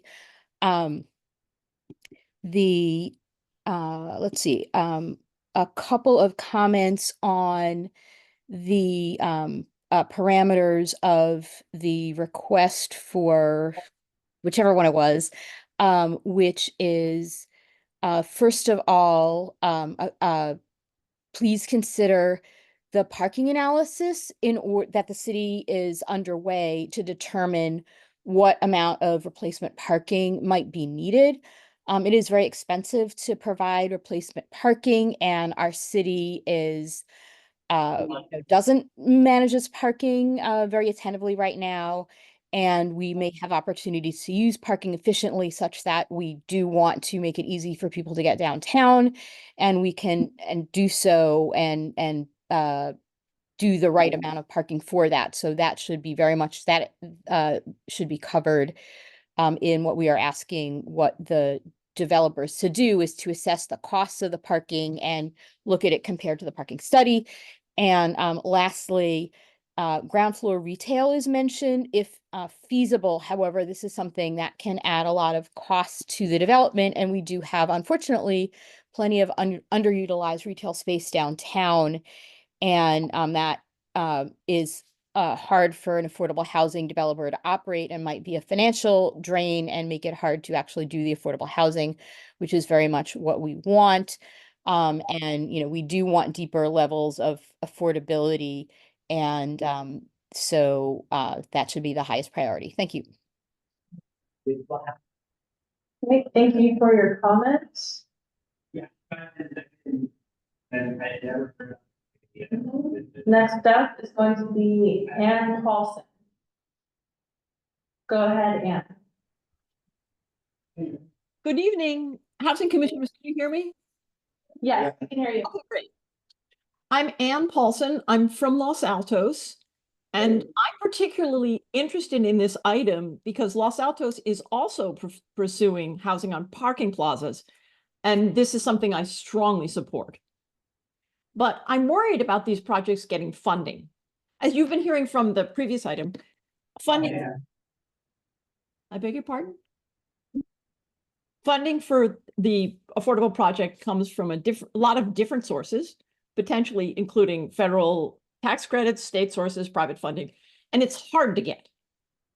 We have an affordable project in Los Altos, got its land for free from the county, no required replacement parking.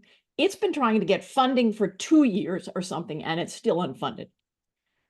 So an affordable project in Menlo Park will be competing with all other affordable projects for these scarce funds. If you require this project to include expensive replacement parking, it's $70,000 to $100,000 per space, possibly more, that the city doesn't pay for. You are asking the funders who fund this affordable housing to support not only the affordable housing that their funds are for, but also a parking lot for people who live in one of the most expensive, richest cities in the country. Now, if you ask yourself, if you were handing out this scarce taxpayers' money for affordable housing funds in competitive grants, would you give them to an affordable housing project that's just housing? Or would you give them to a parking lot that isn't even for parking for the people in the affordable housing? If it was me, I'd give money to the housing. So I urge you to consider your parking study and the parking needs you discover. And if you find that you need replacement parking, include in your RFQ that you need the developer to provide X parking spaces for the use of the city, and the city will pay for them. Rather than hoping affordable housing funders will be willing to fund parking lots for shoppers. Thank you. Thank you for your comments. And next up, we have Karen Grove. Go ahead, Karen. Evening again. I want to give a huge +1 to the comment from Ann Paulson that makes all of the sense in the world. It's an excellent point that I hope you consider. And it was something I was going to make, but not as powerfully. So a +1 that. Also say that I really, really appreciate and support the staff recommendation to maximize the number of homes and to seek the deepest levels of affordability to, meet the needs of special populations, including large families. Those are really, really important needs that this is a great opportunity to tackle. And especially because these downtown parking lots are publicly owned, they're in a central location in a high resource part of our city that is also transit rich. So I'm really supportive of all of those things. Want to echo the parking analysis and the paying for the parking that is not related to the housing by the city. And then I just wanted to make another comment, which is, I think there might be a tendency to assume that where parking spots exist right now is the best place for us to have parking spots. And I would like anyone who has a chance to opine on this to push back on that notion, because I actually think that downtowns where you can stroll from store to store or restaurant to restaurant where there are no cars are much more appealing and much more likely to keep people there for longer, spending more money for longer amounts of time. So just because a parking spot is where it is today does not mean it's the optimal place for that parking spot to exist in the future. So in addition to how much parking we need, I think we should also be very open-minded and prepare to be creative and better about where we locate the parking. And I also echo that given all the empty retail shops downtown, asking for ground floor retail does not make sense to me. And it doesn't make sense even if we did need it in an affordable housing project, and we don't need it. So I didn't see that mentioned in the presentation. And I was glad. I don't think it should be part of the RFQ. Thank you. Great, thank you for your comments. All right. I'm gonna go ahead and switch over now to the written comment that was received via email.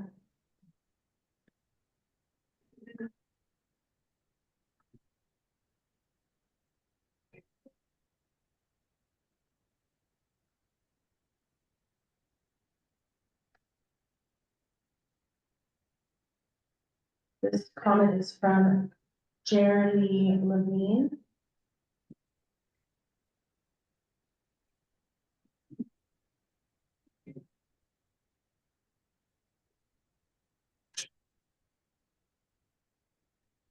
Where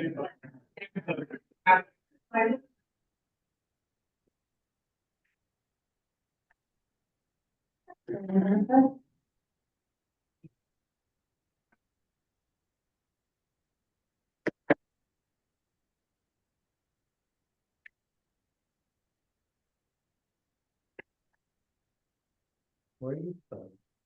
I should put the card.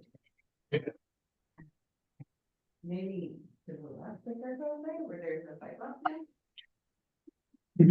But you cannot put a barrier, I think you can.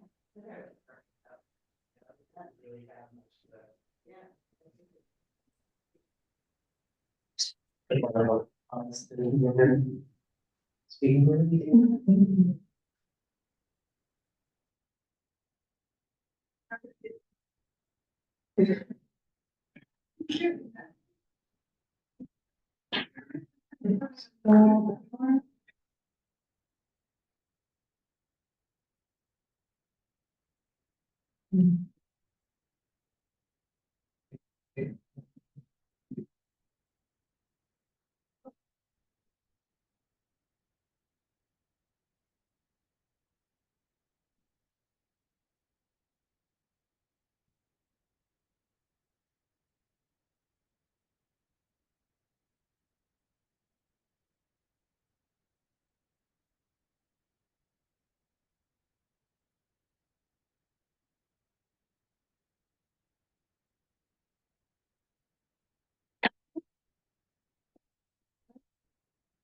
That, and so the reminder, all of the written public comments that you guys are seeing will be included in the meeting minutes.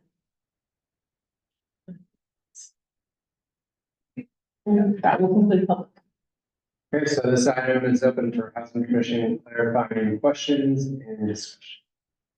I want to just as a point of information, this is just our information. Right, we're just getting an update on this, we don't have anything actionable on here. But there's no action being taken. We're just, yeah. Your input so that we can then transmit that to the city council, their conversation that will be happening in a couple of months. So I just want to make a comment on parking. So parking lot 2, we're gonna look at that smaller rectangular one. That parking lot is always packed. Capacity. Parking lot 1, I mean, I've noticed, lived here my life. Noticed parking lot 1 is getting filled up. Now, parking lot 3, which is camper, I believe, that is less utilized parking lot. But, you know, we're starting to see more businesses come in, lease up that retail space. So, parking lot 3 will probably end up being utilized more successful retail businesses come through. Flat, it's been extremely popular. And then, you know, if we look at Coffee Bar, parking lot number 2, and that's completely filled up that parking lot when that parking lot used to not be filled up. So I think parking, is going to be extremely vital towards the success of the businesses downtown. Outside my office, across the street from Camper, and we often have taken our parking spot. So one of the things they talked about was having a building and parking garage and parking lot. Is that part of the RFQ, or is this just some consideration to replace the parking? I think it is part of the consideration of the RFQ. I mean, I think it is a delicate balance of trying to maintain parking for businesses downtown while also meeting our housing goals here. So we're planning to include that information in the RFQ, see if there are developers that have any potential creative solutions, parking management strategies, things that they could give us an idea of how they would best manage that situation to keep that balance in mind. Yeah. I have a comment Okay, so is there are we married to the number 345 or 358 or 80, you said? 483, Tom? So 345 is the minimum amount that we've committed in the housing element to construct. 483 is the number that could kind of just be built out based on our existing zoning. But that is not the maximum amount, if you will. There's different state legislation that could be applied. You can layer density bonuses to get potentially higher than that amount. But 345 is kind of like that. You can think of that as the minimum that we've committed to. And the reason why I ask is because maybe I know that there's a parking analysis. And so maybe if we, and I know that housing is important, but if you bring down the units, then we will probably potentially bring down the parking spaces that need to be replaced. And also, I think we're very friendly towards bicycling, obviously, because we're with another property or developer that, you know, we're asking them about storage for bicycles. So, I mean, are we considering that instead of replacing parking spaces for bicycle storage? Yeah, I think that's part of sort of a comprehensive strategy. Some people may not even need a parking space if they can catch a train on Caltrain, or there's bus service. They may be, obviously there's a number of services around downtown. You can get to a grocery store pretty easily. A lot of the things that you need day to day, you can walk to, hopefully. So I think it's kind of holistic strategy for how to deal with that, if you will, between vehicles, but also considering biking and pedestrian and transit as well. Yeah, because I'd like to comment on that. First of all, this is in downtown, and like you mentioned, all of that is very adjacent to this area.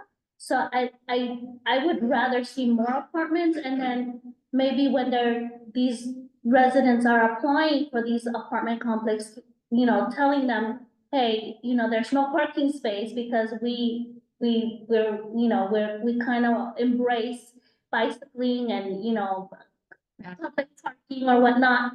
And so they would have to be okay with that. So I would rather see more units being built than parking spaces. Yeah. So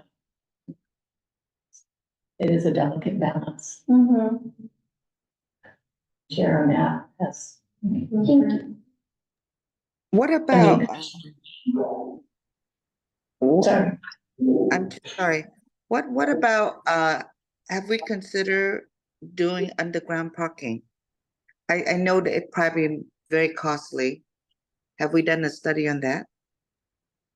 We haven't done a study for that, but I think you're right in that that does tend to hike up the price per space from going below ground with the parking levels. But I mean, if we got feedback that a developer felt that they could make something like that work, I think we would consider that, or we would at least take it back to city council to let them weigh in on that. I think that's the best option, and also limit at least minimum, just maximum one parking space per household, if you know, but not two like the normal. I think procedure, we always leave two per household.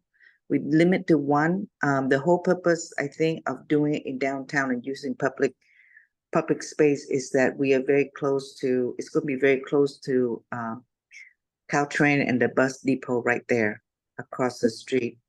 And I want to make a comment on the first level retail space.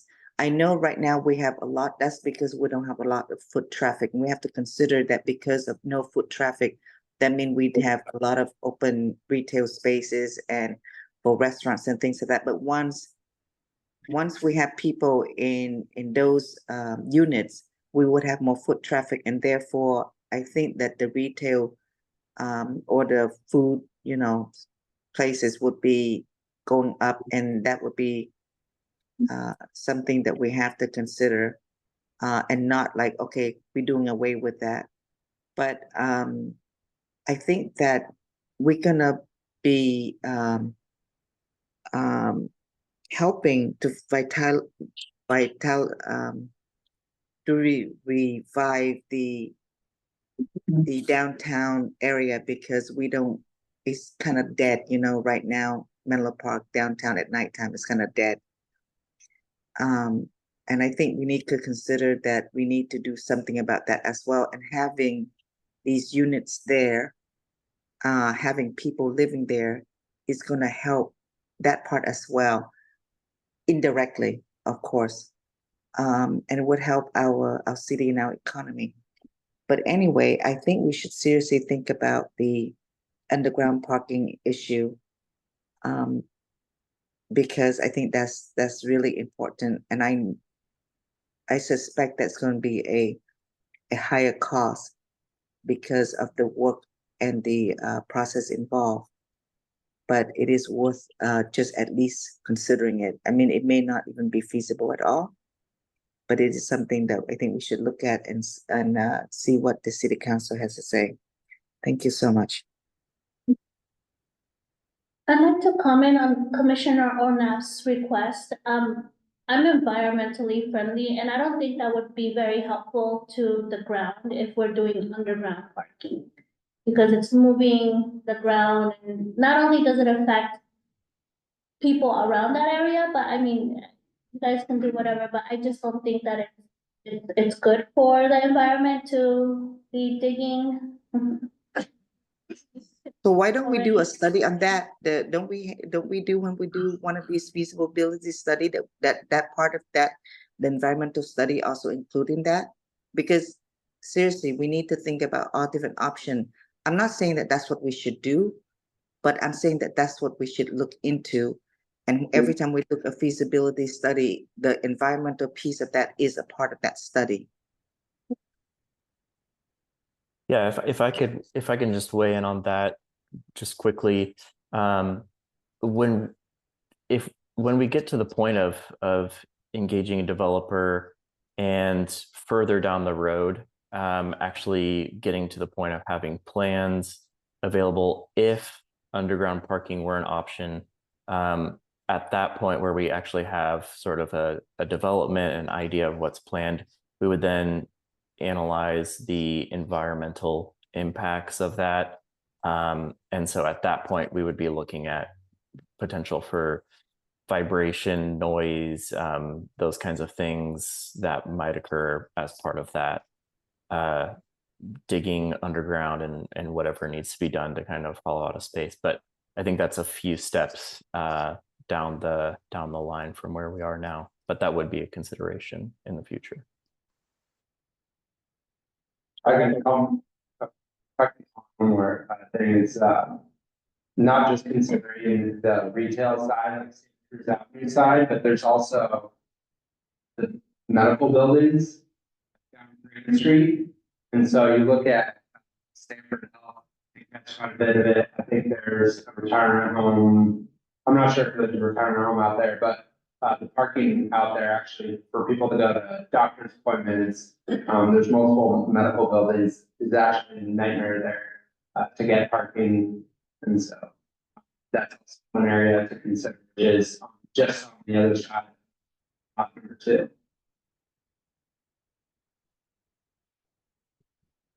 If I may, I have a few comments on a potential question. So I think having heard the public comment regarding the ground floor activation, I mean, I think that we want to have an engaged streetscape, and then having the tenants or potential tenants of these housing projects, having some of those services located on the ground floor would be helpful to engage that streetscape, and whether that be, say, a leasing office or some other use, having ground floor would be helpful. And I think the language here is vague enough where feasible, so that inclusion in there is helpful. You know, if it's not feasible, it won't be pursued. So there's not an appetite. As for parking, I mean, there's Assembly Bill 2097 with reduced parking requirements, and this would fall within that half-mile radius of the high-quality transit provider. Train, so I think, there's an opportunity for some reduced parking requirements, but keeping in mind, people do utilize cars. And having that, the need of the area would be from that. So I think it's gonna be really helpful to kind of strike that balance between the need on what would either be space first use or of those parking lots. I did have a question regarding the public benefit. It was touched on in the presentation that for, say, a further build out of the zoning requirements, having a public benefit included in the proposal. On that, is the public benefit required to be located, say, on the ground floor? Could it be bumped up to, say, a rooftop garden or terrace? I wasn't sure like what the limitations on having that public benefit would be for developers. Yeah, I think Deanna, Community Development Director Chow, you may want to weigh in on this, but I believe the way it's set up in the specific plan is that the developer can propose something and then it would be up to the Planning Commission to consider sort of the value of that. And it would need to be something that would be truly accessible to members of the public and easily identifiable or clearly marked. But something along the lines of what you're saying, I think could potentially fit that idea of a public benefit. Yeah, yeah. I just wasn't sure if that flexibility exists. Thank you. So I guess I do have a follow-up question. Where exactly are the boundaries of the game, the study? I mean, is that strictly, what the vice chair was mentioning, is that capturing that area of those medical offices, or is it just beyond that boundary? I believe the area that the vice chair was talking about is a little outside of the boundary. The feasibility study really just focused on the 8 city-owned parking lots, which you can think of those as being bounded by Oak Grove Avenue to the north, and then to the south it's Menlo Avenue, and then to the east is El Camino Real, and to the west would be University Drive. So it's the parking lots within the bounds of that area. Thank you. And I have to say, I know that we have a ways to go and there's other steps involved and it's a delicate balance and a lot of considerations, but we've talked about, this has been kind of batted around for many years and I'm really heartened that we put a note in our queue. That's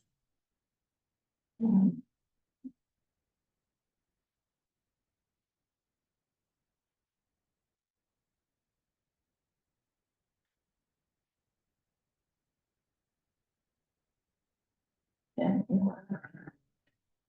So I swear we don't have production for. Yeah. Technically, we do. The motion is To do a motion in a second to what? Right, to move it forward? It's just to repeat the update and to provide input on the, that's presented on.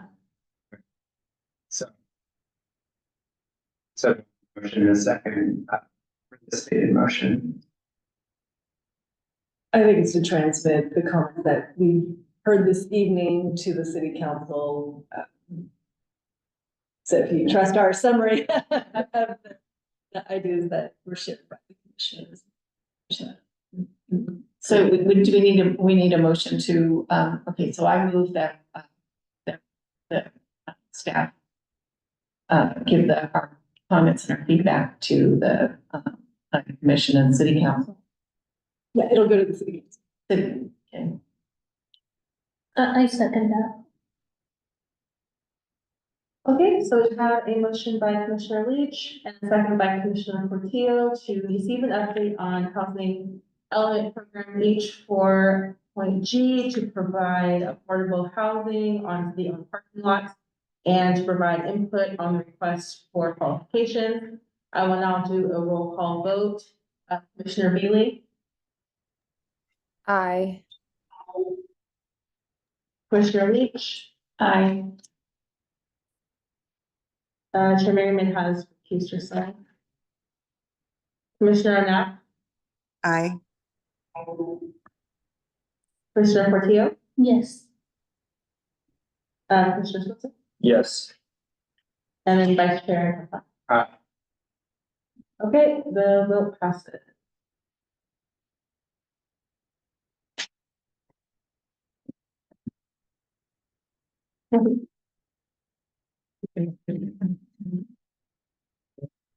Oh, this one. I did this, that, that. Why is she not, is she, because she's the developer? She's, Mid-Penn. I guess she could potentially. Yeah. Yeah. That's why I stay, because hopefully we'll give you. Yeah. Thank you, Thank you. thank you. Thank you so much. Thank you.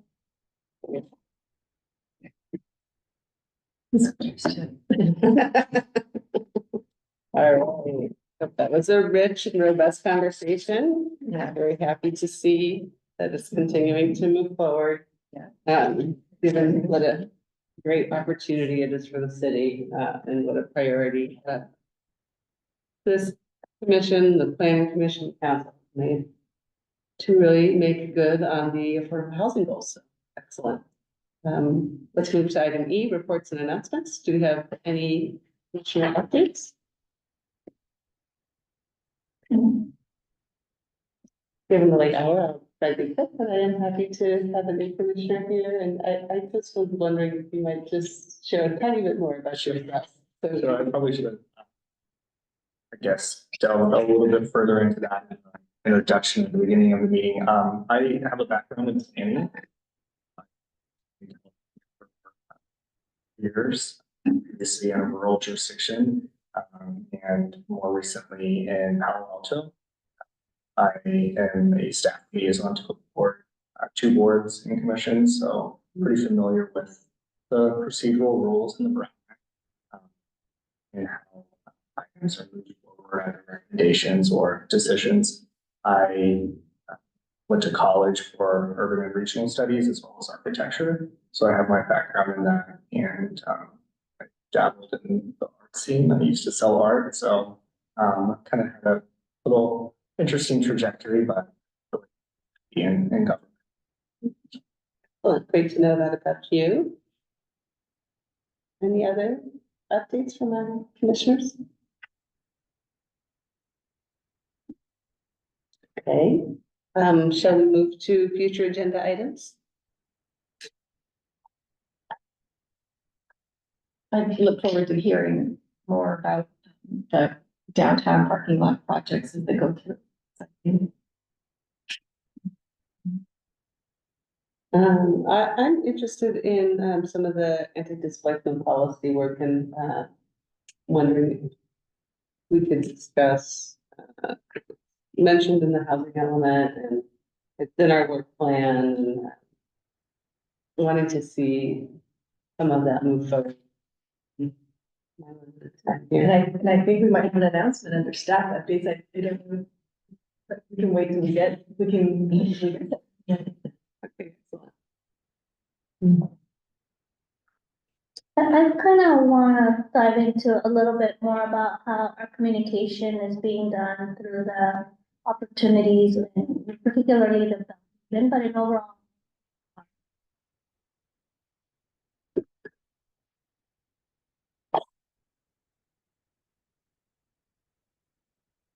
Okay, there's nothing to stop you from emailing staff with other ideas that you may have tomorrow, on your walks around town.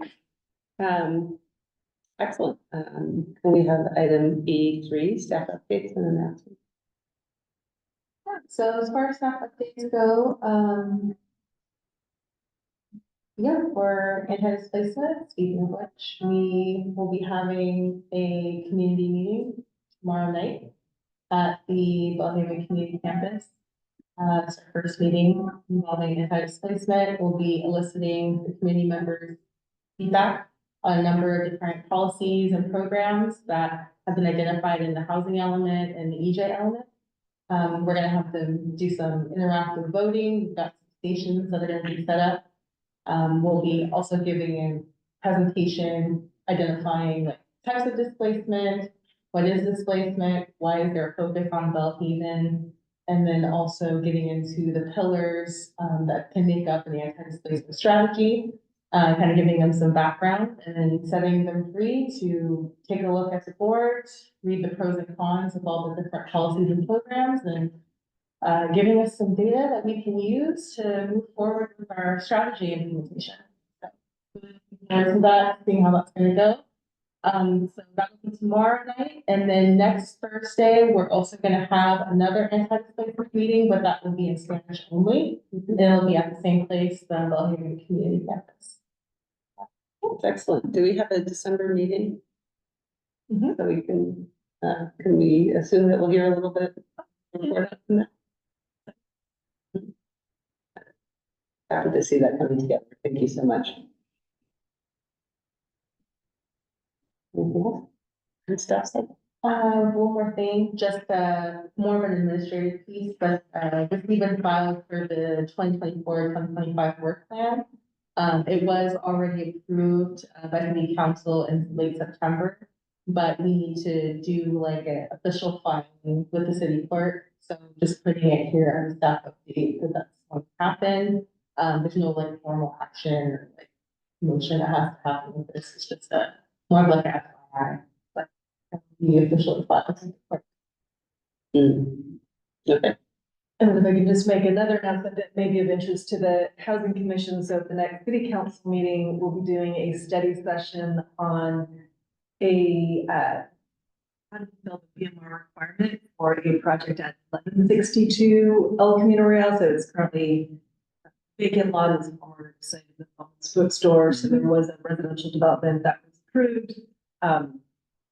It is not anticipated to be built by the current developer, and so you're looking at how to fulfill the BMR requirement was actually from a different project that was transferred over to the site as an off-site BMR requirement. And so the applicant is proposing to dedicate the land to fulfill their requirement, and that is also a site for potential 100% affordable housing. But Eden, and so that's the project that you heard. So you heard for Tony Sheridan, someone that also heard Eden Housing. So they're somewhat related, but we won't be discussing the Eden Housing project, but looking at whether the applicant for the 1162 project could fulfill their BMR requirement through alternative means of that is anticipated to be scheduled for the city council meeting and the study session next Tuesday night, the 12th. Cool. Okay. And with that. All right, it's 9:16 PM and I'd like to adjourn the meeting. Thank you. Thank you.